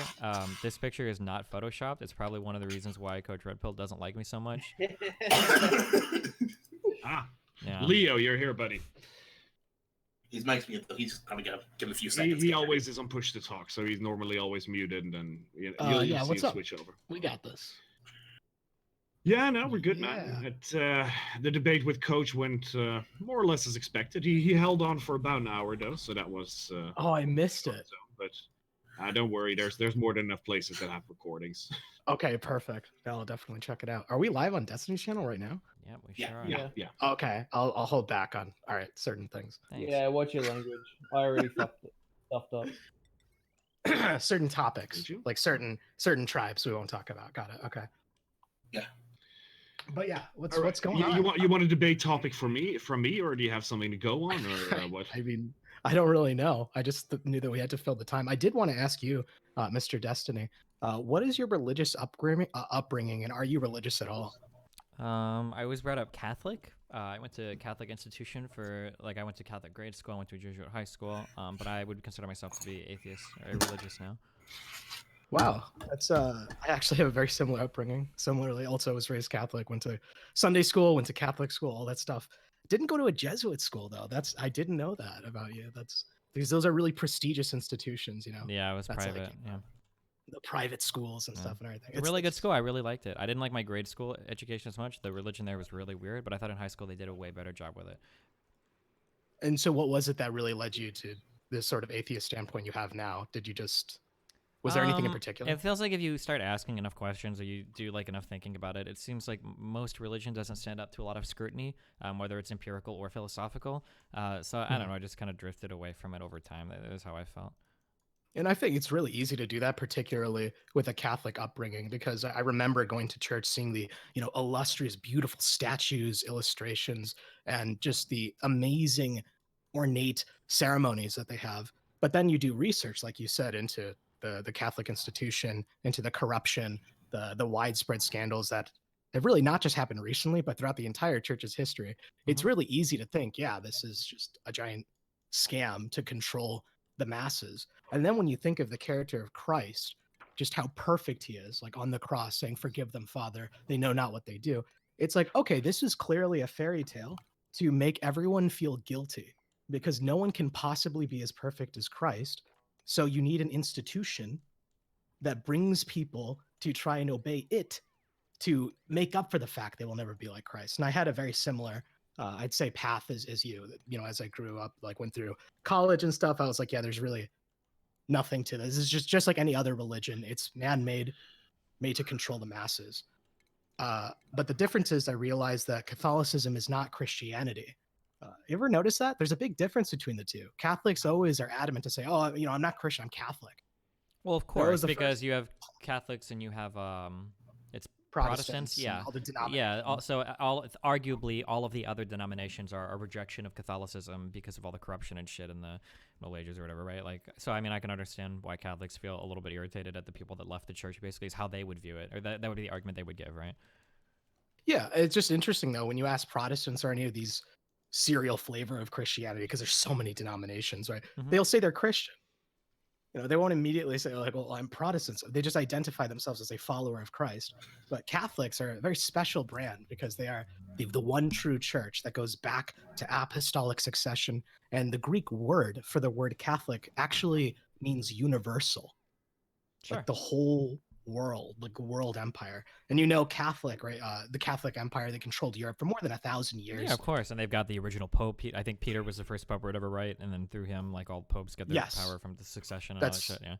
Yeah, so that's Catholics, the Catholic tradition. Yeah, they have their own fucking city and country and church and their whole empire and everything. So yeah. So it was quite a shock to me when I was studying the Bible to find out that the union of religion and state is actually something God completely detests. It's actually an abomination unto God. The idea that religion and a government could be combined. And this is all throughout the Old and the New Testament. Christ himself, when he was sort of challenged by the Pharisees, they asked him a trick question. You know, they wanted to catch Jesus in a trap, and they said, should we pay tithes to the temple? They render unto Caesar what is Caesar's or whatever, right? Mm-hmm. Keep them separate. Christ is saying, like, do not make them united. I think, well, oh God, fuck, my religious history is it's so long ago. My understanding of that passage was more so that didn't necessarily speak to the separation of church and state, but that more just said that, like, you weren't able to use your religion as an excuse to, like, betray, like, the desires of a state. That what the Pharisees were trying to do was see if they could trick Jesus into foolishly saying, well, you ought to break the law because that's what God commands, but Jesus wisely responds, well, of course you should pay your taxes, like, render unto Caesar what is his, and then, so with right, so with the way, you look at the passage, it's a trick question because the Pharisees, whatever answer Jesus said, they would have reported him. If he said you should pay taxes to the Romans, then they would report him to the Pharisees, saying he's breaking the religious law, withholding tithes from the temple. If he said you should pay your tithes to, the temple, then they would report him to the Roman government and say he's now violent. So his answer was they are two separate things. Mm-hmm. Like, don't even try and say it's one or the other. They are completely separate. Do not make them united in any way. And that's just one example, right? There's so many that really teaches to the fact that the union of church and state is what kills God. Because if you think about it, the Pharisees, that was the religious power of the day, and the Roman government was the political power of the day. Both of them united to kill Christ. The Pharisees delivered Christ to the Roman, soldiers and governor, and crucifixion is a Roman execution. But if you ask the Jews today, they'll say, oh, the Romans killed Jesus. You ask Catholics, they say, oh, it was the Jews who killed Jesus. It's like, why not both? It was literally the union of religion and state killed the Son of God. That's really, so you study that and you're like, wow, like this Catholic institution, that's kind of like not something that's found throughout the Old or the New Testament, advocated rather. And if you do more study, Destiny, you might even find the Catholic Church is talked quite a bit about in the Bible, but in a negative way. There are so many prophecies that identify specifically the Roman Catholic Church that it's like not even possible to expound upon all this in the short time we have together. Sure. Okay, so wait, what is the point that we're getting at? Are you going to tell me that Catholic I was going to say, how much scripture have you read, really, is what I want to get at. I know that we went over like selected passages in the Old Testament. We obviously studied the four Gospels, the difference between Matthew, Mark, and Luke versus John. And then we did a little bit of other New Testament study, but chiefly it was over the four Gospels for sure, and then parts of the Old Testament. I don't remember specifically. It's been a long time. Well, yeah, same with me. That's Sunday school. You study the parables of Jesus. You study the Gospels. That's the most important thing. But that's Gospels, right? That's 4 books out of 66 books that make up the at least canon that came out of the King James translation. Though there's the Apocrypha and there's more other books, right? But at least within the 66 books, that's so little. And within the Gospels, they constantly refer back to Isaiah, to Genesis, to Psalms. So many references throughout. And I would say for you, at least, if you're ever interested in at least not necessarily becoming religious, but at least wanting to make fun of Christianity better, I'd recommend studying the Bible, because that's how my journey went. I was like, if I'm going to make fun of Christians and say it's like just a giant hoax made by man and stuff, let me at least like learn the scriptures that they make, they constantly reference and study. And I found out that like, no one does, not even Christians. No one studies the Bible. No one really reads it. And it's by design, you know that? For more than 1,000 years, mankind didn't have access to the scriptures. Sure, that was why the oral tradition of the Bible was so important, right? That most of these books, I believe, were spoken about first, and then eventually it was recorded later on, yeah? Well, yeah, the Old Testament for sure, but the New Testament, they were written, and then they were withheld within the Roman Catholic Church and translated to Latin. So there was the Latin Vulgate, and not many people, well, very few people were literate, but even fewer people knew Latin. So it just became a way for them to be the only authority to tell people what is really in the scriptures, what really happened. And you look at Jesuit theater in the past and stuff, they would basically reenact the Passion in these plays and in these massive ornate displays. And that's the only way people even knew anything about Christ. They didn't know the thing. Sure. Hot question. Do you think too much has been lost in translation with the Bible for it to be effective? Well, I think, the original transcripts, right, in Greek and Hebrew are obviously the best, but you find the story of the Pharisees. That isn't necessarily true. Okay, you can Leo, know the original I really want to remind you we're trying to hold a debate Sorry. here. So Yeah, please, if we can find something you guys disagree on, what do we disagree on? Transsexual rights or abortion, I've really tried to cover those with Coach, but Coach really did not get into that. Let's stop talking about the Bible then, because let's talk about the fruits of it and its impact on politics, because obviously, I'm against transsexuality, against gay marriage and stuff. You support gay marriage and trans rights? Yeah. Is there a flag, trans rights with Destiny, your face plastered over it? I mean, I don't know if there's a flag, but yeah, I definitely support the rights of LGBT people. You're bisexual yourself, or was I mistaken there? Yeah, I think so. Okay. From a secular perspective, like why do you believe it would be beneficial to society to have these things? I generally think that people should be allowed to pursue things that make them the most happy, as long as it doesn't come at the detriment of society. I generally don't want to be fucked with, societally speaking, if I'm trying to pursue something that makes me happy. So insofar as we can protect the rights of other people to practice things, we should do so. It would be my general. Okay, so we said to the detriment of society. Do you believe that there's absolutely no detriment to society in terms of gay marriage or child gay pride parades or any of these? There's no detriment to society? Nothing that can't be mitigated with a bit of cultural change, no. Can't be mitigated? Okay, well, I believe, it could be mitigated by, basically making gay marriage not a tax benefit issue. Like, if people want to do what they want, the state shouldn't be involved when it involves something that doesn't produce children. Well, are you in favor of removing the tax benefits from marriage then? Well, not from marriage, because it has a societal impact. Like, well, but why not just have tax credits for having children then? We don't have to have any kind of tax advantage for being married. Well, because statistically, it's been shown the benefits to a male and a female influence on a child manifests in crime rates in a variety of, I'd say causal, not just correlational, statistics to show that most likely children that come from a household of a mother and a father generally produce better for society. Like, there's a secular benefit for it. Now, from the Bible, this is kind of a mean statistic to play out, but that's not true. Children produced from gay households generally have way better outcomes than children produced from two straight parent households. Now, the counter argument to that is technically because you're doing adoption, these households are selected for, so it's not like a good representative sample. But the idea that like gay households produce worse children, that's just completely not true. Like what statistics or like what are you referencing in particular? That like what is better and what is worse? When I said better and worse, I meant like crime statistics, grades in school. Like, what do you mean by better? Well, let me look it up and I'll throw you some links. Hold on. Because what I find is the Bible, right? You can't argue it from a secular perspective, but what you find is the principles that are put forth in the Bible manifest fruits in the secular world. So it's like when marriage is defined between a man and a woman in the Bible, you might just say, well, that's just Middle Eastern religious fairy tales and stuff. Well, it actually has societal impact that we've seen be the foundation of the civilization in the United States for the past 2 centuries. So here's and only recently. So this is a link to Cornell, where the guy is talking about. So we identify 79 scholarly studies that met our criteria for adding to the knowledge of the well-being of children with gay or lesbian parents. And then the conclusion is this: taken together, this research forms an overwhelming scholarly consensus based on over 3 decades of peer-reviewed research that having a gay or lesbian parent does not harm children. So I'm pretty sure, empirically speaking, and this is in a society that is still relatively stigmatizes gay people, not as much as it used to. But yeah, so I don't agree that like children produce. I'm sorry, it says fare no worse. Below 75 studies concluding that children, gay, lesbian parents fare no worse than other children. But like, so and they have 75 studies linked below. They have all the studies. I could read out all of these. But I'm saying, like, what is I have to read the abstracts of all of these and find out, like, what is their criterion for better or for worse. Like, sure, I'm gonna guess that they probably Goldberg, measure things. 2007. Some of these are good last names. You know, and you did say that they fared better originally. Yeah, I did. My understanding is that there are like socioeconomic outcomes and stuff, but that maybe that might not be true. I'd have to look it up. But I know that they don't fare worse, or I've never seen like any research that says they fare worse. And I can dig a little bit harder on this. I don't have these like offhand to produce, but like this is what I came up with really quickly.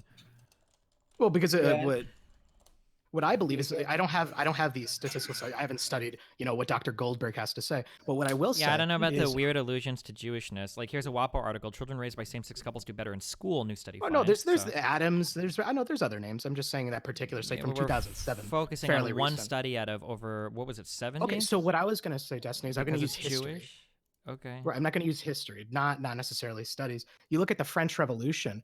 They had actually allowed gay marriage briefly before the Reign of Terror had come about. Like once they had demolished the institution of marriage and said that any kind of religion, whether it be Catholic, Protestant, whatever, any form of religion, marriage, right, is the vow of adultery. It's just simply there purely for the state. And once they did that, pure anarchy broke out, and there really is no other sacred law. I don't know if the conditions of that country, that time period, match the conditions of the Western world today. No, obviously we're not quite there yet. I believe we're heading there, and I believe the whole world's gonna basically mirror the. I mean, we've been hearing that for the past 100 years, in terms of like we're nearing cultural degeneracy. Like they said it when women started showing their ankles.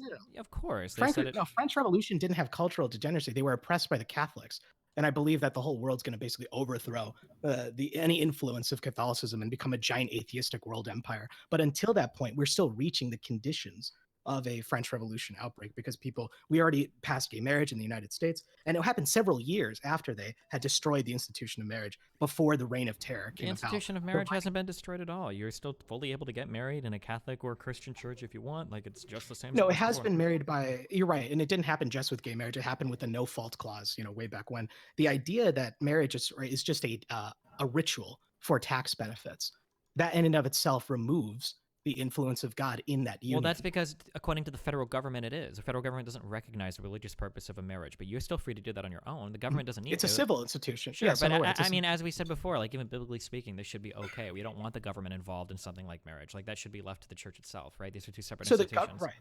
I'm aware. The government enforces civil liberties, and it's not in charge of morality, and religion is separate from the state. But what happens is the reason why people are getting into this civil union, if it's not inspired by God, the moral principles are not there. Because you look at the 10 Commandments, the 7th commandment, thou shalt not commit adultery. Yeah, but if you're not religious, then the commandments don't really carry much weight. That's not exactly, right? including like being loyal to your husband or wife. You can be loyal to your husband or wife without having the commandments, though. You don't necessarily need to. A lot of the commandments are like just like unmarked and naturalized in our society. So natural law is a parallel of what already existed. The 10 Commandments are non-temporal. They're from a power that existed before man and woman were ever came into existence, right? It's important to understand the 10 Commandments, the only part of the Bible God wrote with his finger. It's like it always has existed, and it's an imprint of his character. So when you say natural law, things like, not cheating on your wife, not stealing, not killing, these are things that mankind through secular knowledge have come to their own understanding. It has a utilitarian purpose to not kill or rape people, right? Those are a reflection of what was already a part of God's original character. It's mirroring what was already there. Sure. Assuming you're already believing in God, sure. Yeah. And you're right. I have to keep this within secular bounds. I'm just trying to make the argument that what you say is just a bunch of Middle Eastern fairy tales. The benefits that come from it are demonstrable. They're quantifiable. They're measurable. You can. Well, yeah, of course, but we have to ask ourselves, why are those benefits there? Are the benefits existing there because it speaks to some biological reality of humans that having a man and a woman is good, or are the benefits just there because we might be oppressive or institutionally poised against certain groups of people? Because if it's the latter, then we can change that, right? And the evidence for the latter is pretty non-existent. The idea that homophobia is what causes the high transsexual suicide rate, the idea that, if only well, that's people actually had just really had a well change borne in out. mind. The idea that trans people kill themselves due to a lack of support around them or bullying is something that's been borne out in study after study after study, showing that having John Hopkins University disagrees with you, because when they had originally implemented the surgery for transitioning, they actually pulled it. John Hopkins University no longer offers the transitional surgery because they found that the suicide rate of patients after the surgery had a 20% higher rate than the control group, and that's independent of bullying, because I would imagine they received the same amount of bullying before and after. I'm not familiar. surgery. I don't know if John Hopkins has pulled the surgery or not. If they have or haven't, I'm not familiar with why. They no but the longer idea offer that it. the idea that trans because people, of the suicide rate. Sure. So the idea that trans people kill themselves more after transitioning is not borne out in the evidence. It's just not true. This is a very famous study that Ben Shapiro himself referenced in a debate. The researcher that was in charge of that study, literally went on Reddit, didn't ask me anything about it, and explained why he was taking that out of context for what it actually meant. The idea that you could compare the lifetime suicide rates between a group of people that want to transition. Yeah, I know about this. Yeah, so that study doesn't prove that. Sure, generally transitioning is a positive thing for most trans people, but there are other factors that need to be accounted for as well, such as the amount of support you get from friends and family after transitioning can be just as important as transitioning itself. Right, and I'm not talking about that study. I'm talking about just the operations within John Hopkins University. Okay, well, I'm sorry. Even this isn't true. Then I'm sorry. Fuck. I shouldn't. It's really hard for me to fact check in the middle of the debate. But you can actually look at hopkinsmedicine.org right now, and they still offer all these surgeries. You can literally call an appointment right now. Yeah, surgical services, penile construction, top surgery, vaginal construction. They still do this. Well, because I was going to say the actual effects of the surgery, such as continued dilation, continued medication usage, and these, you don't believe that could in any way contribute to the numbers. It's purely just a societal ill. The world sees them and they're repulsed. I seriously doubt that it's purely any one individual thing. All of these issues, especially something like gender identity, is going to be a really complicated intersection of biological pressure, of personal, emotional, and psychological conditioning, of societal conditioning, even economic conditioning. I'm sure there's a lot of things that go into this. But yeah, I'm sure that if we can work on what we can control, which is our societal outlook of trans people, and we can probably help them by making that not such a negative experience, right? So you don't think the... Continue. Yeah, there's a curiosity wherein there's a lot more male to female than female to male. Why do you think that is? I don't know if that's true. Let me check. I'm pretty sure it's true. Female to male, at least for full. Yeah. Okay. So it's 12.9. Surgery. Yeah, it's 12.9 for 100,000 for female to male. It's 31.2 for male to female. So it's almost 3 times as much. Yeah, that's true. I don't know why it is. I'm not sure. That could be underlying of some biological reality. For instance, I'm pretty sure we all start as females, as embryos. If I may, I was correct. John Hopkins University had actually removed it, but they resumed it in the year 2016. Okay. Well, John Hopkins resumed. I'm reading. Let me send you this article. I'll put it, sure. Well, that's fine. That means that where the current literature is right now, it shows that this type of surgery is beneficial, right? But it means at one point they had actually removed it, and the reason for it, according to this, is the prestigious school is finally distancing itself from its anti-trans reputation. So it seems Think Progress is making it clear the reason why they changed it isn't because of the studies, as you're saying. It's because of the horrible reputation that was assigned to the school with its transphobia. But that's your individual reading. If you read the article that you linked, one of its faculty members, Paul McHugh, has become the face of anti-transgender advocacy, propping up junk science to justify rejecting transgender identities. It could be that this person was actually somebody that was biased. What is junk science, though? Well, it's things that I don't like. It's oh no, it says that there's... Or it might be studies that were done in an unsound manner that other people have reviewed in the literature and have found don't hold up to scrutiny.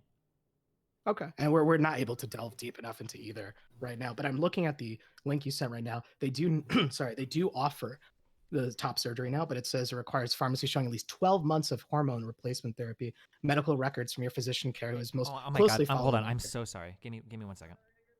No problem.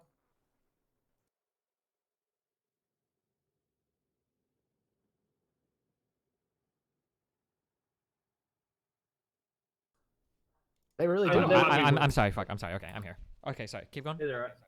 I was just saying it's a good thing we're having this debate because I've been saying everywhere, oh, they no longer offer it. No, they do offer it. I didn't know that. They've changed. I haven't been keeping up. This is exciting. That means we're going to see even more child drag queens.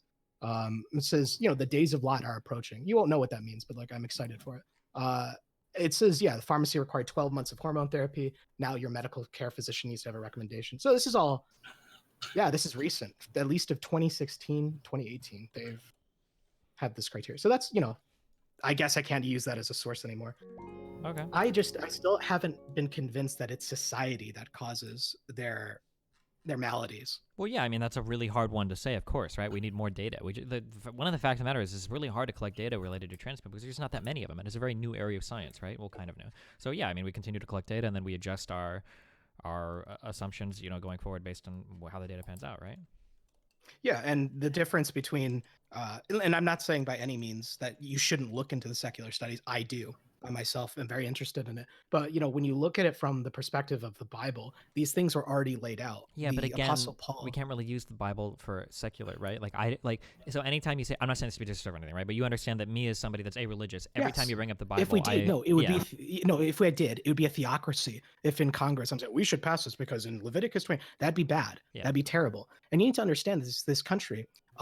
Thomas Jefferson actually passed a law castrating men who practice sodomy. Okay. In Virginia, without ever using a single Bible passage. You can look into this original legislation. He had expert testimony from surgeons, from doctors, basically showing the effects on the rectum and the body as a result of the practice of sodomy. Nothing to do with the Bible. However, we find that it's already mirrored in the Bible. So basically, I'm saying use the Bible as like a starting point, but then look in the natural world, in the actual empirical evidence world, and you can find they often line up. But I wouldn't even agree with that law, though. So I don't think that just because that lines up, I don't like. Oh, well, I'm saying at the time we have this perception that this country was very so religious back in the day, and it was, but it's quite hilarious when it comes to government. There's more separation of church and state back then there is today. Today, now we have this new religion called humanism that takes precedence over the First Amendment. Now it doesn't matter whether something is beneficial or if something is damaging to society, as long as it's for the human rights. Sexual liberation is necessary. We need to allow children to have sex education in kindergarten and so on and so forth. No matter the we need to allow people to have sex education. I don't know in kindergarten. I don't know if people make that is, but yeah, you should probably be relatively well informed about sex before you engage in any sexual activity. There's no reason not to be, right? Unless, I mean, theologically, I'm sure you have reasons not to be. Because do you know about obscenity laws? What about sort of like things that are too vulgar to even say? It's like basically, if you will, it was the big clash against the First Amendment. Certain things are just obscene. They break it's like the First Amendment doesn't cover things that are obscenities. And when it came to pornography on the internet, way back when, people sidestepped this clause, saying pornography should be allowed on the internet because hey, it's not. It's the First Amendment, freedom of speech. I'm allowed to show a woman having sex with a horse. Like that's freedom of speech. The problem with that is it actually, when it comes to obscenity has nothing to do with the First Amendment. Like the things that are available on the internet previously weren't available on magazines, VHS tapes, and now children are freely available to them. Unironically, single the click Bible of a button. equivalent of a we're seeing these lefty effects manifest in the coming decades. And have more as schools are now accommodating for it, you're saying it's making it better for them. That's pretty fucking because metal. now, Any blessed time I think children should Every understand how their bodies work and dank stuff. meme. Yeah, I don't think there should be some weird shame around so that. they need to learn about. I don't know, man. It's like I see, stuff in Steven Universe. You know about that, like gems fusing and stuff like. Yeah, they need to know that it's possible to become both. Like there's a story in California. Wait, you think where a girl came home? Wait. What specific parts of child sex education do you object to? I'm curious. Like, should kindergartners not learn biology? I'll tell you. Yeah. So what happened is there's a kindergarten girl who came home to her parents crying because she said to her mom and dad, "I don't want to turn into a boy." And because in their kindergarten class they were reading a story that said that one day this boy turned into a girl. And so it's like teaching the children you're allowed to change. Like it's okay, inculcating in their mind that they should. But it's like, that's a decision. It's, if you will, if I really want to get into the science of it, I believe transgenderism is a manifestation of gynophilia, autogynephilia, the idea of a man wanting to have a vagina, like to actually be sexually attractive. It's not something children, before they've gone through puberty, ever have any business learning about or being exposed to. But the thing is, not only are they're being exposed to it in classrooms, the internet, whether they want to, or their parents don't even have a chance to defend them anymore. It's well, so like you should okay, hold on. So we can talk about our children with whatever we want, depending on what's taught in school. I don't think it's a crime or horrible thing to just make people aware of the idea of trans people existing, like in the world. I don't think that's a horrible thing for children to learn about. If your child is crying that they're going to turn into a girl or boy, it sounds like either the school or the parents are doing a bad job at informing children of like how their gender identity works or anything. Like, I don't think this is a widespread problem. I mean, it might be like one thing, but I mean, like, we wouldn't say that there's like a massive problem in schools with like kids do a whole bunch of crazy dumb shit. Like, I don't know if I'd go off of one girl's story. So we shouldn't cater to them. We shouldn't cater to a child who one day is like, yeah, I'm a girl, a boy. But that's not children. People will maintain these feelings well into adulthood. They're putting children on what is it, puberty blockers in like second or third grade now, because they say like, yeah, I'm a boy, and a girl says that. Yeah, and if they decide if their opinions change on that later on, then they can just go off puberty blockers. They can't get a driver's license, but they can permanently change their biology. They're not permanently changing their biology. They're temporarily holding off on puberty. But like, regardless, the idea is like, you can emotion load it all you want, but we have to look at the outcomes, right? If the outcomes show that going on puberty blockers for a little bit gives somebody a little bit of a longer chance to make a decision about what they want to be in the future, then that's okay. It's not a big deal. We do need to look at the outcomes, and these children are guinea pigs. We don't have the data to show that there's any benefit to it. If you look at Europe and stuff, just look at what happened to Sweden. Look at what happened to other nations that have practiced it much longer than the United States. Wait, what's happened to them? Positive. What do you mean? What's happened to them? I mean, you just look at how far they've gone from. How far have they gone? What's wrong with Sweden? You're right. No, I'm not using any criteria. You're right. I'm not using any. Yeah, I'm just. What do you mean by that? You're right. This is like when I was saying what's better or worse. Like, I like it. It's better. So it's worse in terms of a biblical perspective. I don't have any secular arguments for how it's worse. I apologize. Okay. But I would say I don't have any stats to go with that. But I would say that, when children are basically inculcated from a young age that there is no difference between man and woman, they'll look at, the Bible and say, well, God made male and female. Like, I don't like that God. He doesn't like me. Well, it's a cultural thing. Would you not agree? Would you like if a parent wants to be religious and they want their child to be religious, the First Amendment covers that. Mm-hmm. But now they're being sent to institutions. They're seeing TV shows. They're seeing everything that not just attacks the Bible, but the moral principles of the Bible. If your religion can't handle without any benefit. Well, but arguably there is benefit. People should probably know about trans people. It's probably what are these benefits? The benefits. You said that I couldn't say anything negative about what happened in Sweden from a secular perspective. So give me the secular benefit perspective. So give me the secular benefits. Sure.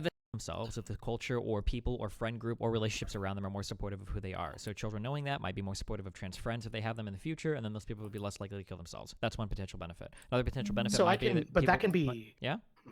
I was like, that could be disproven, because hasn't the suicide rate increased while society has only become more and more accepting to these principles? Like, if you consider back in the 80s and stuff, transgenderism was extremely fringe, not at all accepted. Now, as we're going more and more forward, it's only becoming more and more accepted. I don't think suicide rates have increased. And I know that like almost every study that goes over like the outcomes of trans people are generally more positive when the people around them are supportive. I'll throw one of those in here for you. This is from 2016.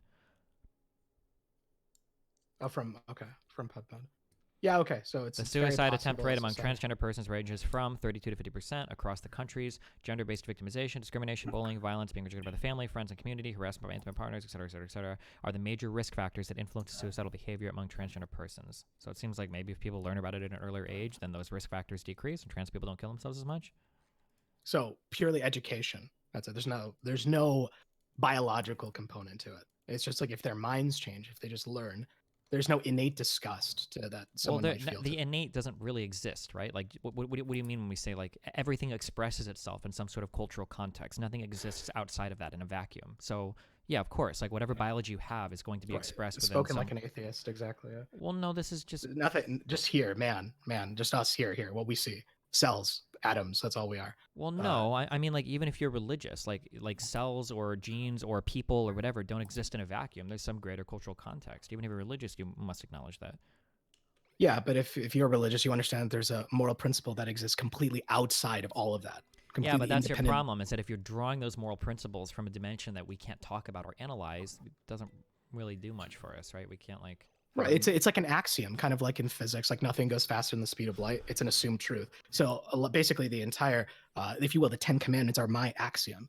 Nothing goes against it. It's just the truth. And that first commandment, thou shalt have no other gods before me. You mess with that first one, all the other 9 fall on their face. They're all done. You understand? Because it's the character of God that manifests don't stealing, don't kill, don't cheat on your wife, don't lie. All of those things come from the character of that God from the first commandment. And now once we've gotten rid of that first commandment, we got rid of that God is replaced with Neil deGrasse Tyson, with Ben Shapiro, with whatever. And now you're just saying, oh, well, as long as people just have the right, education, they'll realize that it's okay to have polyamorous relationship. It's okay to do these things, even though like these kind of things like violate the 7th commandment. But and transgenderism violates the 6th commandment, thou shalt not kill. You're killing yourself by having such a surgery, by taking such pills. And I'm not talking about like literally killing yourself slowly, like you're changing your body's biology. You are harming yourself. You're fighting. All right, I got it. Okay, I have to. I love you and I love this conversation, but I do have to leave in a few minutes. Sure. I can't respond to any of the biblical arguments because I'm just not religious, right? We would have to have a more fundamental conversation about that. Sorry. Yeah, that's true. Pulling it back a little bit. Earlier you said that like puberty blockers don't have any negative or impactful events on a person. Well, I didn't say none. I'm saying that the only 2 I was going to say this against Coach Red Pill earlier. The only 2 that I'm aware of is they might have an adverse impact on bone density and I think height growing up. Those are the 2 that I'm aware of. But like in terms of making your dick smaller, I've never heard of that. No, they do have an impact on testicular and penile length, which can have it would completely ravage the endocrine system. Like, all right, we'll continue. Yeah. Unfortunately, if you only have a couple more minutes, I cannot get. Yeah. I'm hearing myself again, but okay. Sorry, it's my bleeding. Yeah.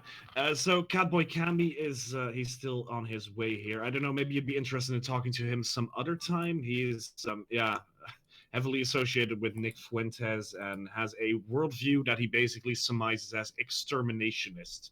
So I don't know. There might be some interesting. Hit me up on that guy next time. I'll do it. You can just schedule these whenever. I'm doing a lot of debates now because I'm taking a week break off of shit League of Legends, so I've got all the time in the world. So email me. We can set something up if you want. Okay. All right, thanks for this. Yeah, we could do it a lot later too than tonight because well, it's not even night for you yet, seeing as you're on Pacific Coast time. Yeah, no, this is great. It's like lunchtime now. It's great. All right, So well, I definitely enjoyed this. Highly recommend. Just snort a line of Adderall, read the entire Bible. Life will change. All right, man. I'll see you later. Okay, have fun. I love you guys. I'll see you guys later. Okay. Thanks, Leo. See you, bro. Yeah, later, man. You have a good day. Peace out.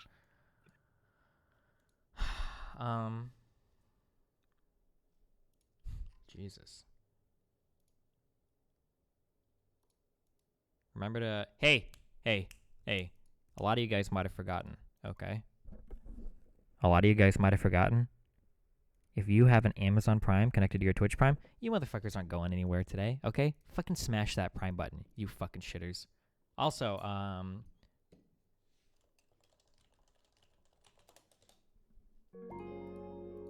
think should I do this melody shit? I think I might do it.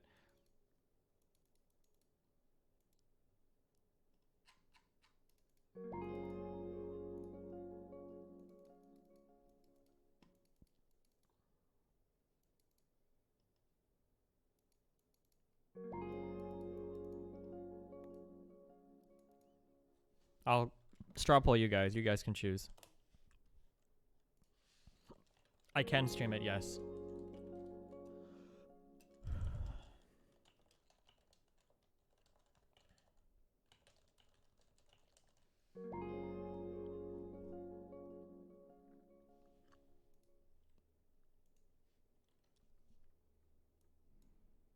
Oh, why do I have a hair in my mouth?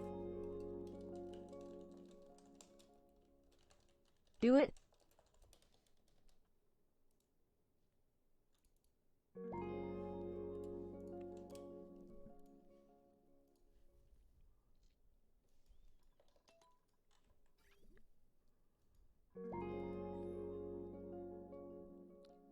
I need more fucking crude oil. Or I need more natural gas.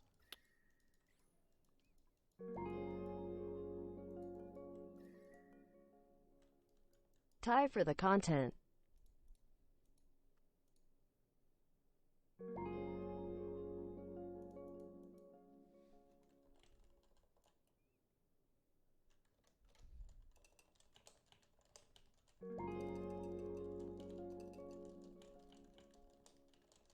Debate Renaissance Wowie.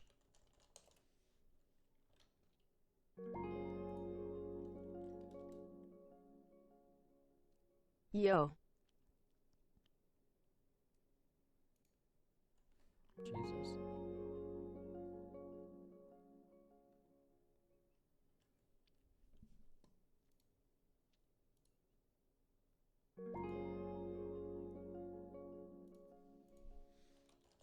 Memes.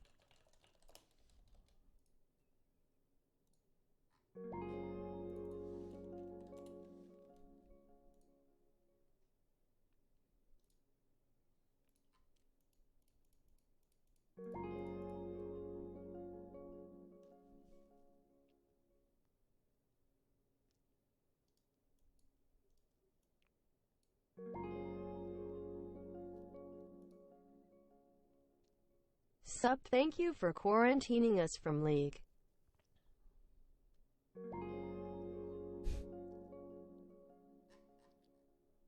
Micro Dan, no ye man, never bring back viewer call-ins. The coach guy, he isn't a real person. He's a memer. Well, no, I think that he's like a really good representation of the red pill ideology. I think anybody that unironically presents themselves as like when people do that alpha beta shit, like for real, I think that usually you have really big insecurities.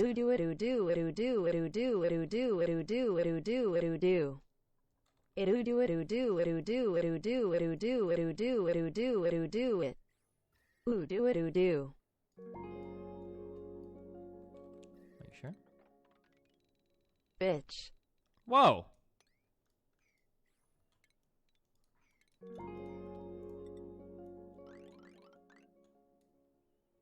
It feels like 2017 all over again with dumb fucks like CRP on stream, pug. Who else saw karaoke Steve's mic on the piano? It's the new blue mic. It's really good. I wonder if this person knows anything about me. Did Micro Dan take puberty blockers? Pog.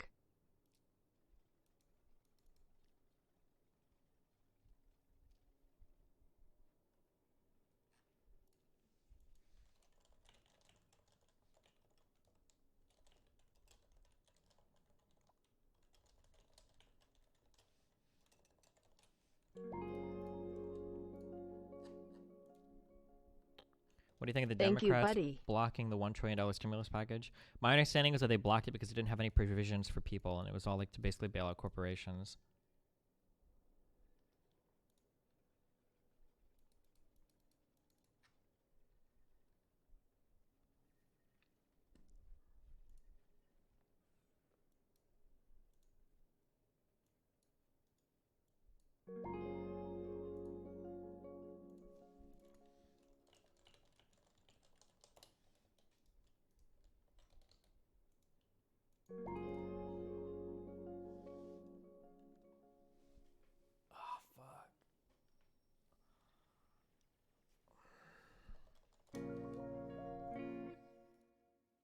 Doomsday Dan, no Japan Micro Dan.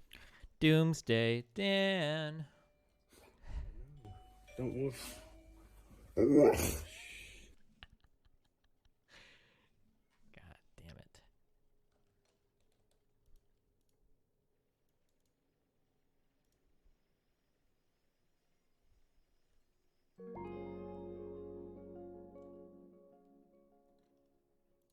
DONOSK. Derpstany also ye neva eva lose.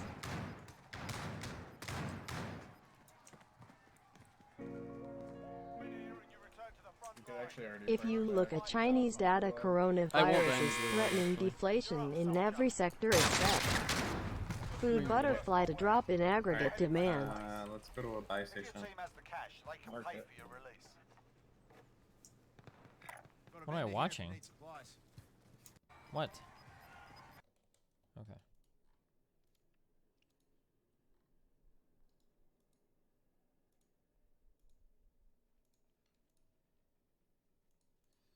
Oh, I'm in the appearance. Oh boy.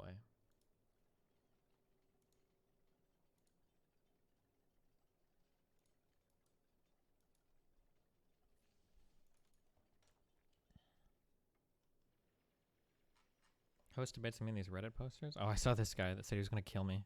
Jesus, guys, chill.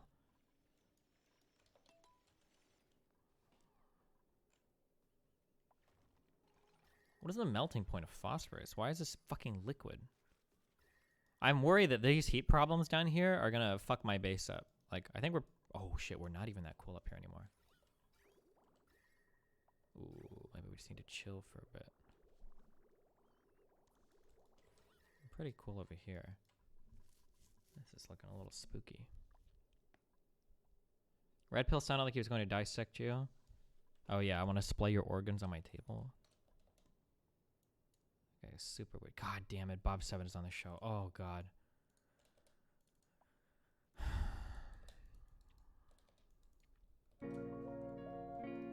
Wait, no spoiler alert, sorry. Don't woof. Oof. Wait, how does he do it? Oh no. Don't woof. Oof. Oof. Oof. Play Doom instead? Listen. I can just play Doom in the background. Me and Mr. Moon could turn it into a marathon race, so whoever... Or I could like time it and say, okay, well I played 3 hours, so you have a 3-hour bank on me.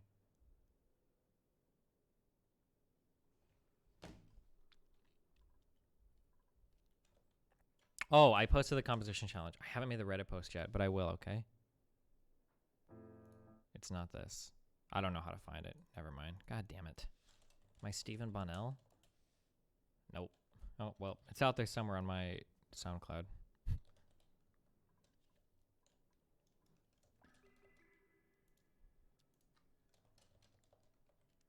Oh, this. I'm not posting a goddamn MIDI, okay?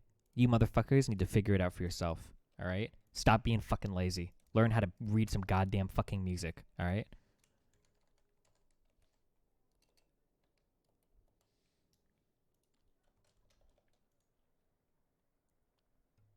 I'll get the key is B minor, I think.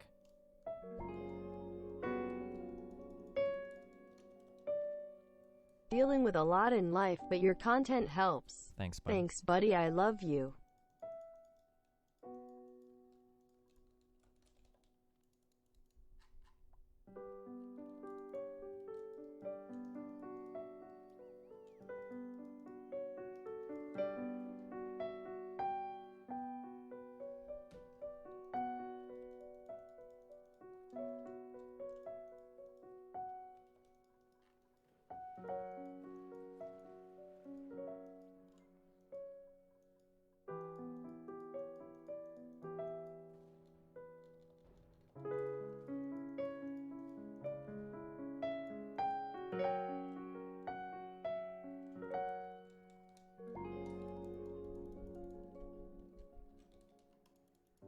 Can you unban me from? Sure, bud.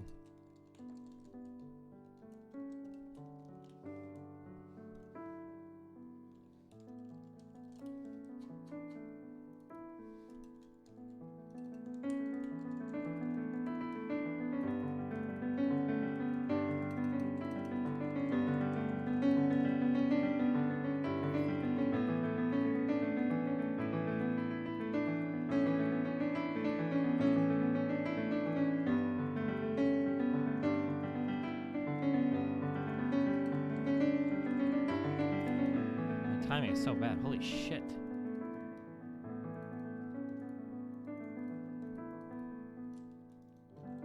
There you go. That's your new composition challenge. Good luck.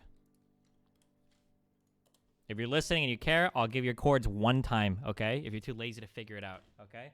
Conversation challenge means I put out a small little short musical idea, turn it into a song however you fucking want. It has to use the source material, not like quote it or not My like dude. copy paste it. But you have to incorporate the music or whatever. It's G, and then it's B minor, and then it's F major. Oh fuck. And then E minor. C sharp minor, F sharp, then it's G, then it's just G major to A major.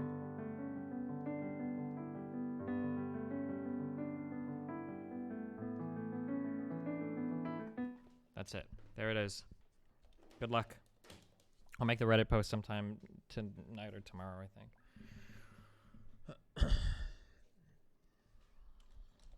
Is there a prize? I'll probably do like $1,000 prize pool again. So like 500 for first, and then like 300 for second, 200 for third, or something. I don't know.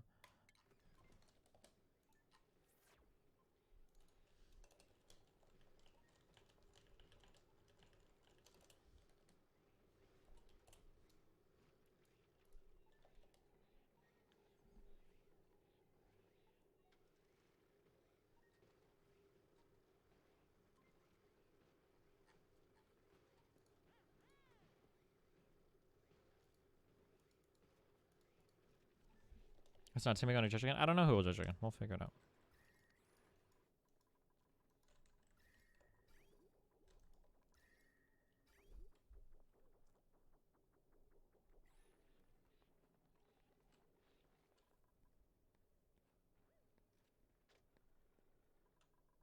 UK is in full lockdown. Nice. Woof. Woof. 42 minutes. I'm not saying that's how it should be. I'm saying that's how it is. So, how do we fix it? What's up, world? It's your boy, Tom. Oh, come on. This video is sponsored by CuriosityStream and by this, my new Nebula streaming series that you can watch for free when you join. More on that later. Sell out. What's up, world? It's your boy, Tom Reacts. Let's see what this prat has to say.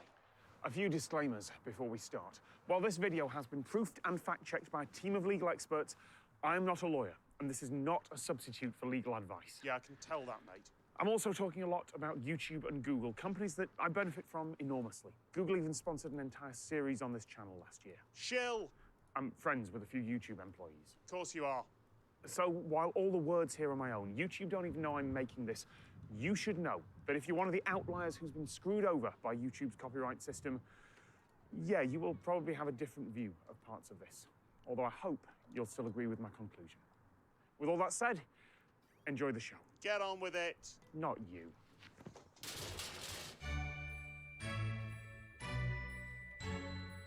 I realize saying YouTube's copyright system isn't broken is a controversial claim to make, when every week there seems to be a new headline about how a YouTube creator is being screwed over by false copyright claims or mistaken identity or deliberate copyright abuse. I'm not saying that the system is perfect. It's far from perfect, and I'll talk about that too. But I don't think it's fundamentally broken. In May 2019, a YouTube Minecraft player called Ollie had hundreds of his videos claimed by music label Warner Chappell using YouTube's Content ID system. His post about it made a lot of people righteously angry. He got permission to use a track from an independent composer as his intro music, and now a big corporation was claiming every video and taking all his revenue. Popular websites went so far as to claim that Ollie was the victim of outright theft, since 25% of his revenues were directed to Warner Chappell. But the follow-up wasn't seen by nearly as many people. Those claims were entirely legitimate. Yes, Ollie got permission to use that music from its composer, but that composer had sampled another piece of music that was owned by Warner Chappell without a license. So the permission that Ollie got was entirely useless. Warner Chappell was right, and Ollie was wrong. So here's how that should have worked in the world that current copyright law was designed for. First, everyone involved would have been part of a large company with a legal team. Lawyers from the music label would have contacted the lawyers for the video company, and they would have said, what's going on? You You didn't license that. And the video company lawyers would have gone, Oh, it's our buddy. I'm sorry, I had no idea. We bought that license in good faith from a third party. We should both talk to them. at which point the third company's lawyers would get a very worrying phone call. And all the mess would almost certainly have been settled out of court, maybe by backroom dealings, maybe by teams of lawyers sending formal letters to each other. That was the world that copyright law was designed for, because individuals couldn't make things that were viewed by millions without corporate support. You needed a publisher or a broadcaster or a huge production company, and those companies had lawyers. The world has moved on, and copyright law hasn't. And the result is that when something like this happens in the world of relatively tiny independent online creators, we have to work around what the law is meant to do.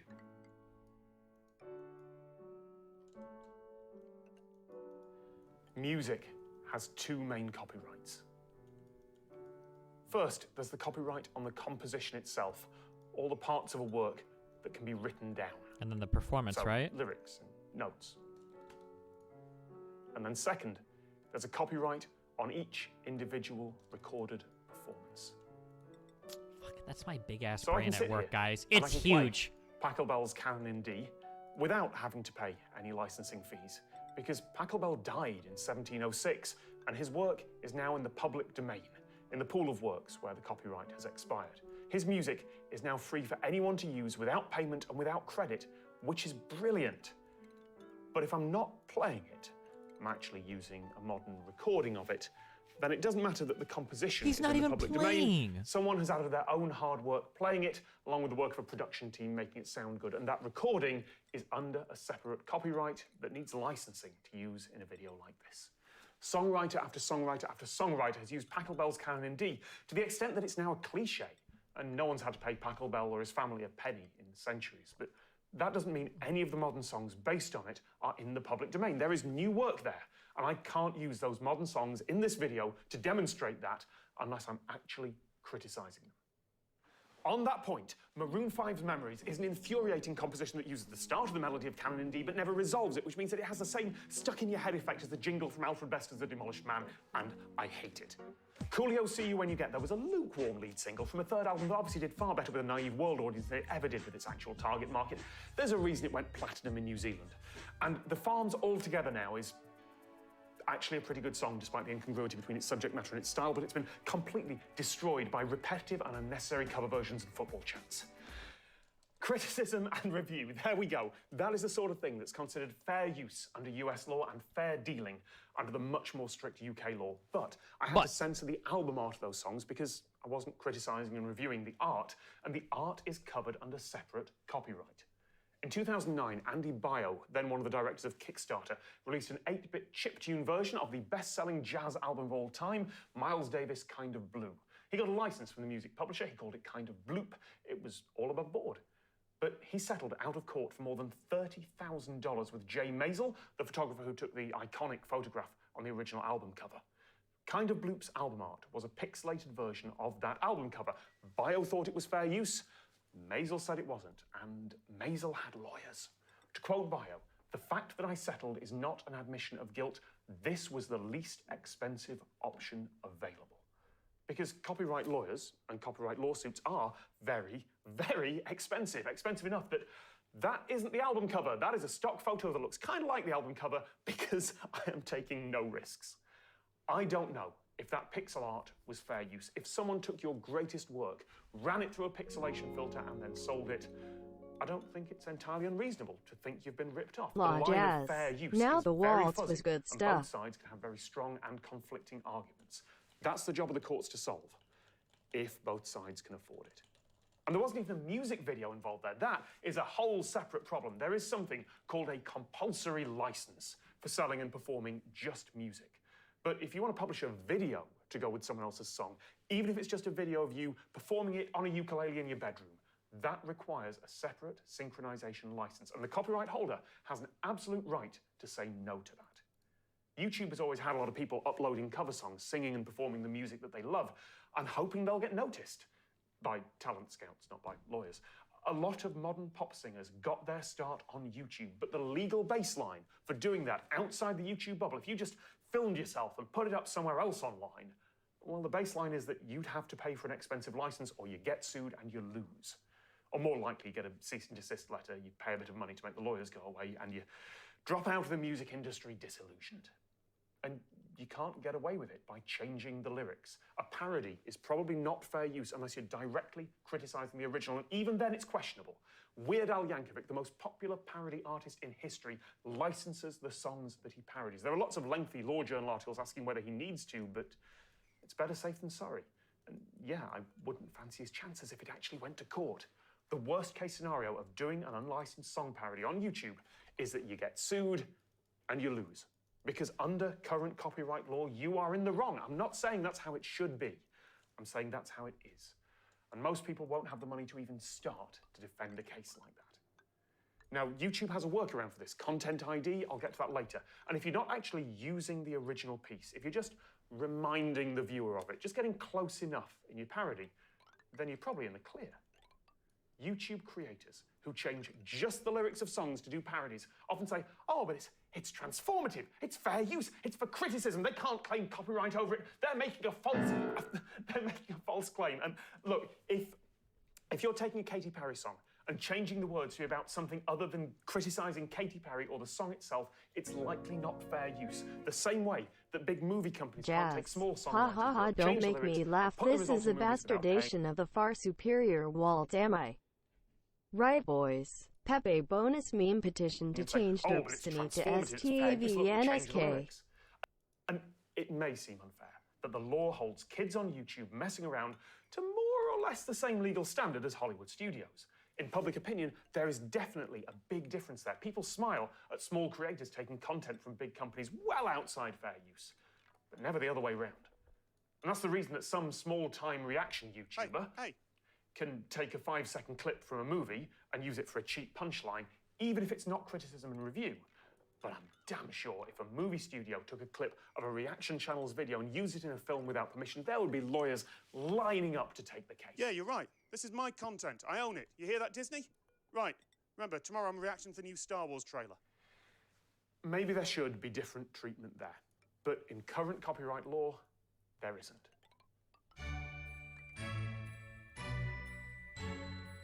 If you take a photograph off a stock image site or from some photographer's Flickr account and you just copy it into your blog post or your company website, you might well get an email from a service called Pixie. They use automatic systems to scan the web, detect people who've used photographs without permission, and then they send legal letters threatening court action and demanding payment. And legally, they are in the right. They're using strong-arm tactics, and they're in it for the money.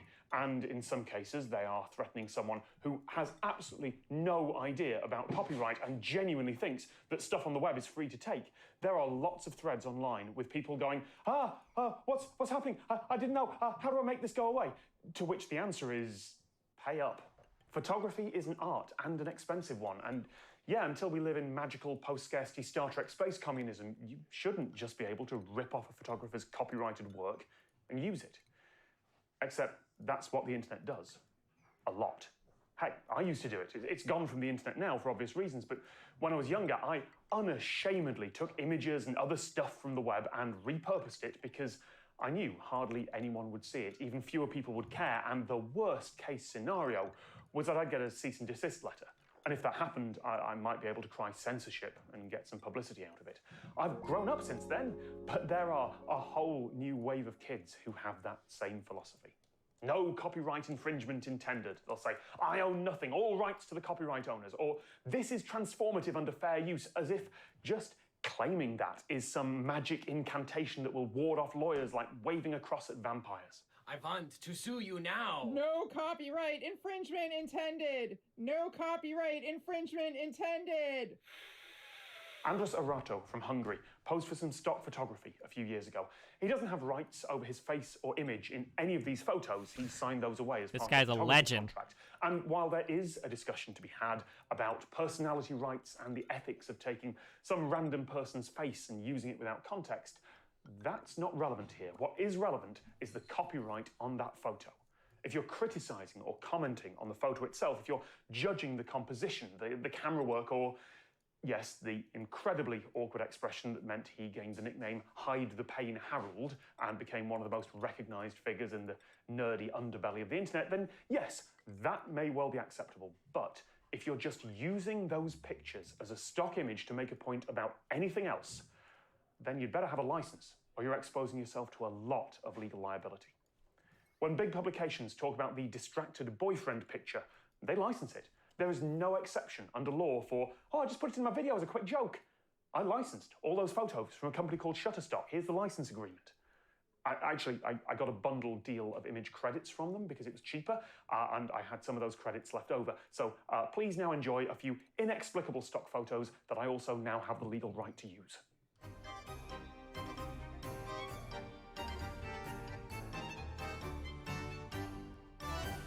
Anyway, the photographer who took that original distracted boyfriend picture was asked how he felt about his work being used everywhere without permission. And he said, "They're just a group of people doing it in good faith. We are not going to take any action except for the extreme cases in which this good faith doesn't exist." That is an act of generosity on his part. He would be entirely within his rights to hire a service like Pixie, let them play the bad guys and rake in a lot of money. And if you think that's wrong, then talk to a professional photographer. Ask them how they earn their living and how much their equipment costs and how they'd feel about it. Now, as I record this, Pixie doesn't appear to have automated systems hunting through YouTube videos to find unlicensed images and send out legal threats, but they could, pretty easily. Maybe those claims could be defended in court with enough money, but in the current system, most people would be forced to fold and pay a license fee and give up. And viral video licensing companies like Duke and Media do already search through YouTube for unlicensed use of the video clips they own. And while as a company they are vilified by the creator community, they've got a point. Creators have the right to determine how their work is being used, and taking someone else's copyrighted photos or videos and using them commercially, without permission, without criticism, is not fair use under the law, even if loads of other people have already used them, even if you add some words on top of them. Even if you mash them up with 3 other things, are you 100% sure that you are transforming or criticizing the original, not just using it? And are you 100% sure that a court would agree with you? And just to repeat, I'm not saying this is how it should be, I'm saying this is how it is. But that's pictures and videos. What about bits of pop culture?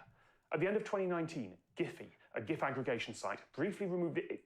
Actually, hold on, people will complain. I'm pronouncing it GIF because Giphy, the site I'm talking about, pronounces it GIF. And besides, the real problem is that they're not actually GIFs, they're short video files and other formats. GIF is a really specific descriptor for a data format. Short looping videos are not GIFs, but apparently now they are. It's like how emoji now refers to any small image. I'm still grumpy about all of this, don't at me.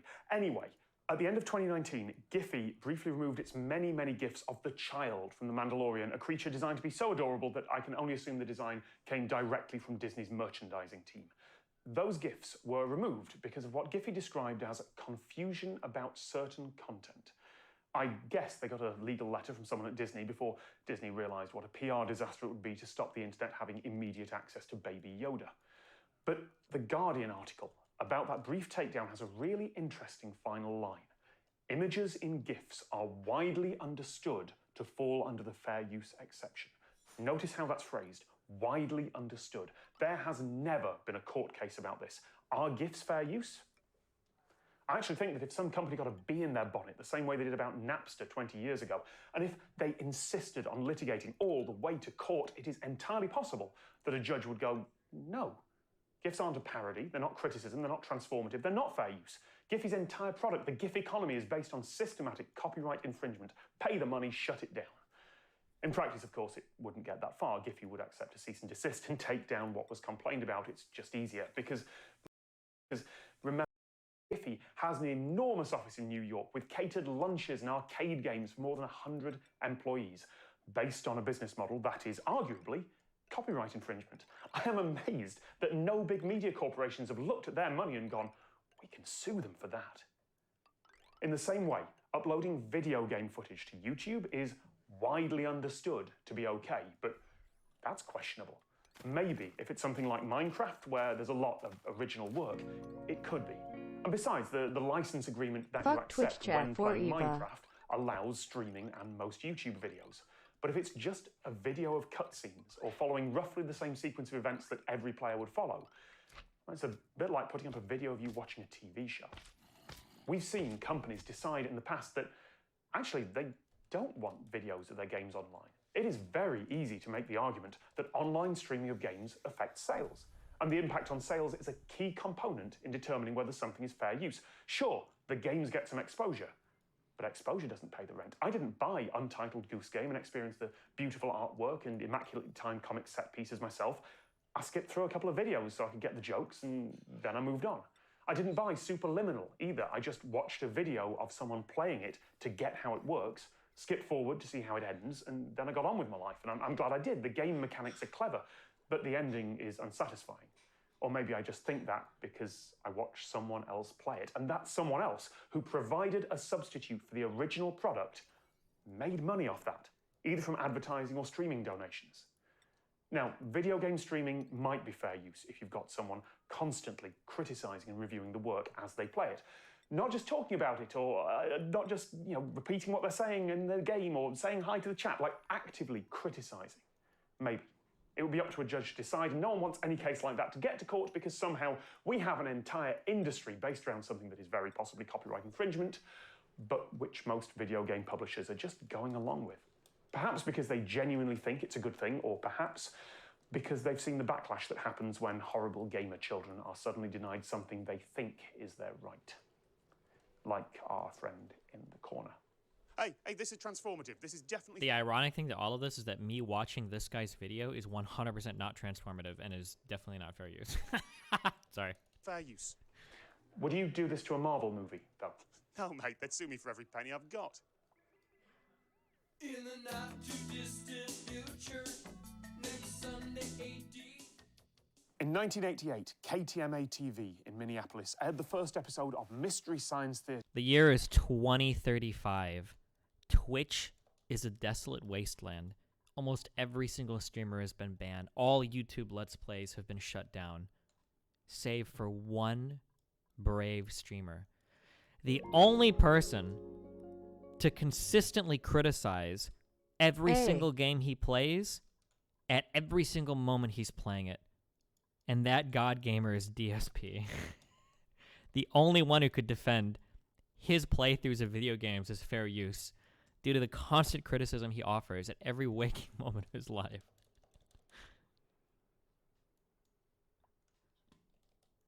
Theater 3000, which was basically a reaction channel. A host, along with a cast of puppet robots, would watch a full-length movie, usually an old science fiction piece. Wait, is Raj They'd be in live? silhouette as if they were in the row of cinema seats in front of you, constantly cracking jokes about whatever was on screen. It's tightly written, scripted with joke after joke after joke, although the skits that surround the movie are often so laden with in-jokes and character shtick that new viewers who don't know the show and the cast can be completely lost. Like I said, it's basically a reaction channel. Time magazine listed Mystery Science Theater as one of the 100 greatest TV shows of all time. A Kickstarter brought it back in 2016, and then Netflix brought it back for another couple of seasons. Mystery Science Theater was absolutely criticism and review and absolutely transformative, but they still licensed the Every single thing movies. they did, yeah. Anything that wasn't in the public domain, they negotiated and paid for because, yeah, playing out someone else's entire movie just with wisecracks over it, probably not fair use. And even if it was, a studio would have probably sued them at some point anyway, and they'd have had to defend the case and spend the money to defend the case. Now, there have been YouTube commentary channels who have defended lawsuits where fair use Dark and fair Side dealing fell in seem Wings clear. of Redemption. H3H3, The an often heroes we controversial need. reaction and commentary channel, won a very expensive lawsuit that was brought by someone they criticised. They were very happy about the result, and they shared that with their fans in a way that pretty much sums up why their style isn't for everyone. Good job, Ela. Good job.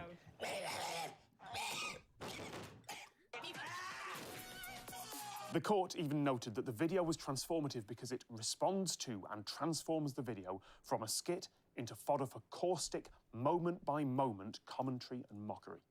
The judge's decision goes into the balancing factors. Can we get F's to chat? Remember when Ethan was cool as fuck and H3H was funny because they didn't talk about politics?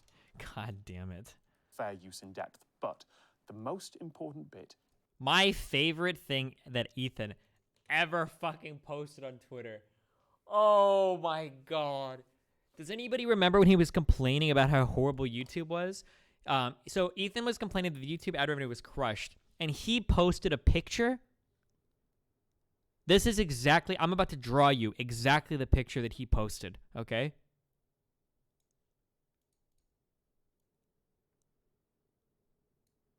That's the picture that he posted.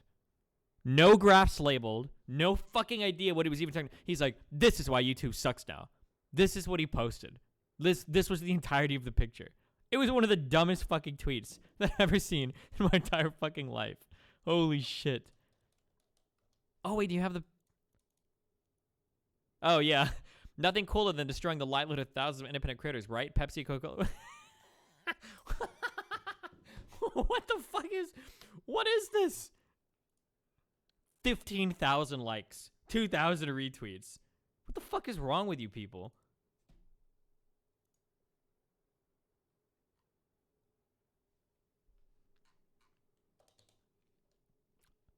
I like how these guys are all too scared to show their fans how fucking wealthy they are because they're worried they won't get as much money donated to them. It's a little bit further down. Some reaction videos intersperse short segments of another's work with criticism and commentary, while others are more akin to a group viewing session without commentary. Accordingly, the court is not ruling here that all reaction videos constitute fair use. It's clear that just playing a video and laughing at it... Wait, he doesn't take donations? H3H doesn't have like a Patreon or anything? Fuck off. Oh wait, it's not active anymore.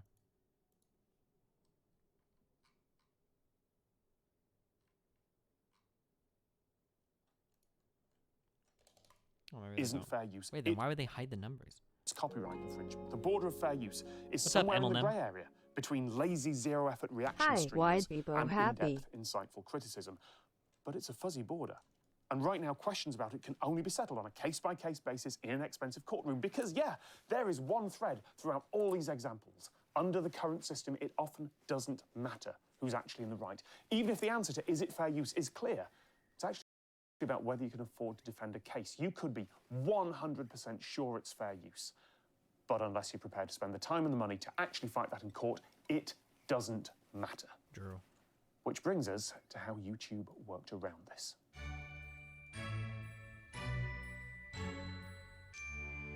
Back in 2006, YouTube made an arrangement with the big music companies. So the big industry players wouldn't sue this new platform out of existence.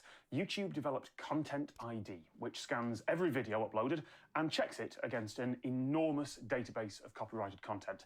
If there's a match, everything works completely outside the usual copyright system. All those worries about synchronization licenses and publication rights, all that law is effectively replaced with two contracts, one that's private between YouTube and the big media companies, and one that's in the terms of service that you agree to when you upload your bedroom vlogger video to YouTube. There is a public list of the music tracks that are in Content ID, including the current policies from the music companies. There's no list of the TV shows or films or other stuff that's in there.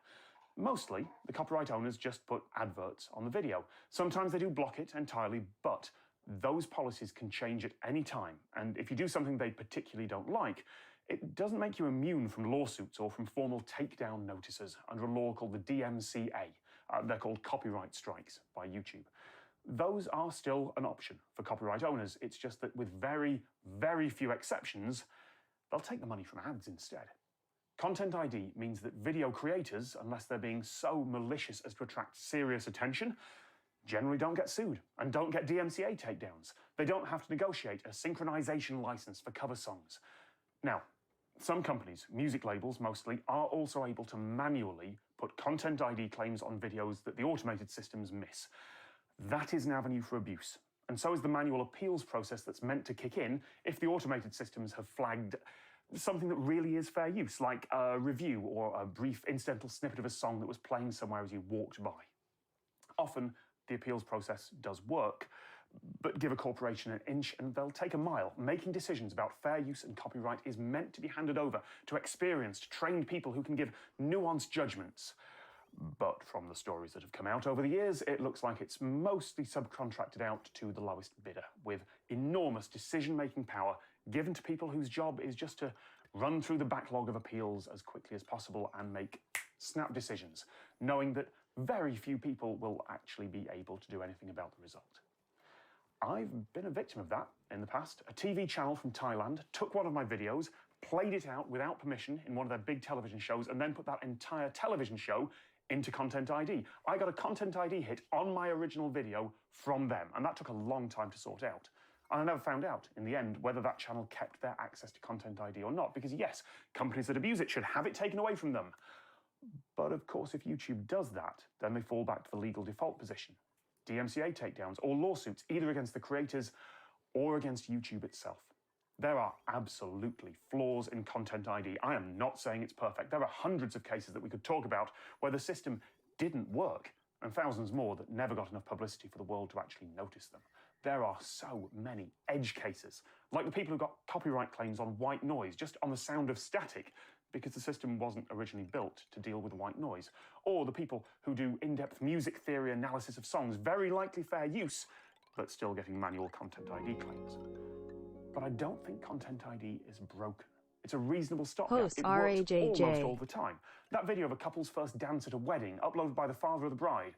No, copyright law doesn't allow him to upload that to YouTube, not unless he's got a synchronization license. But Content ID just deals with it, and the video stays up. That excited fan video from the kid in the front row at a concert. No, not permitted. Under copyright law, Content ID deals with it. The teenager making a video, compiling all the romantic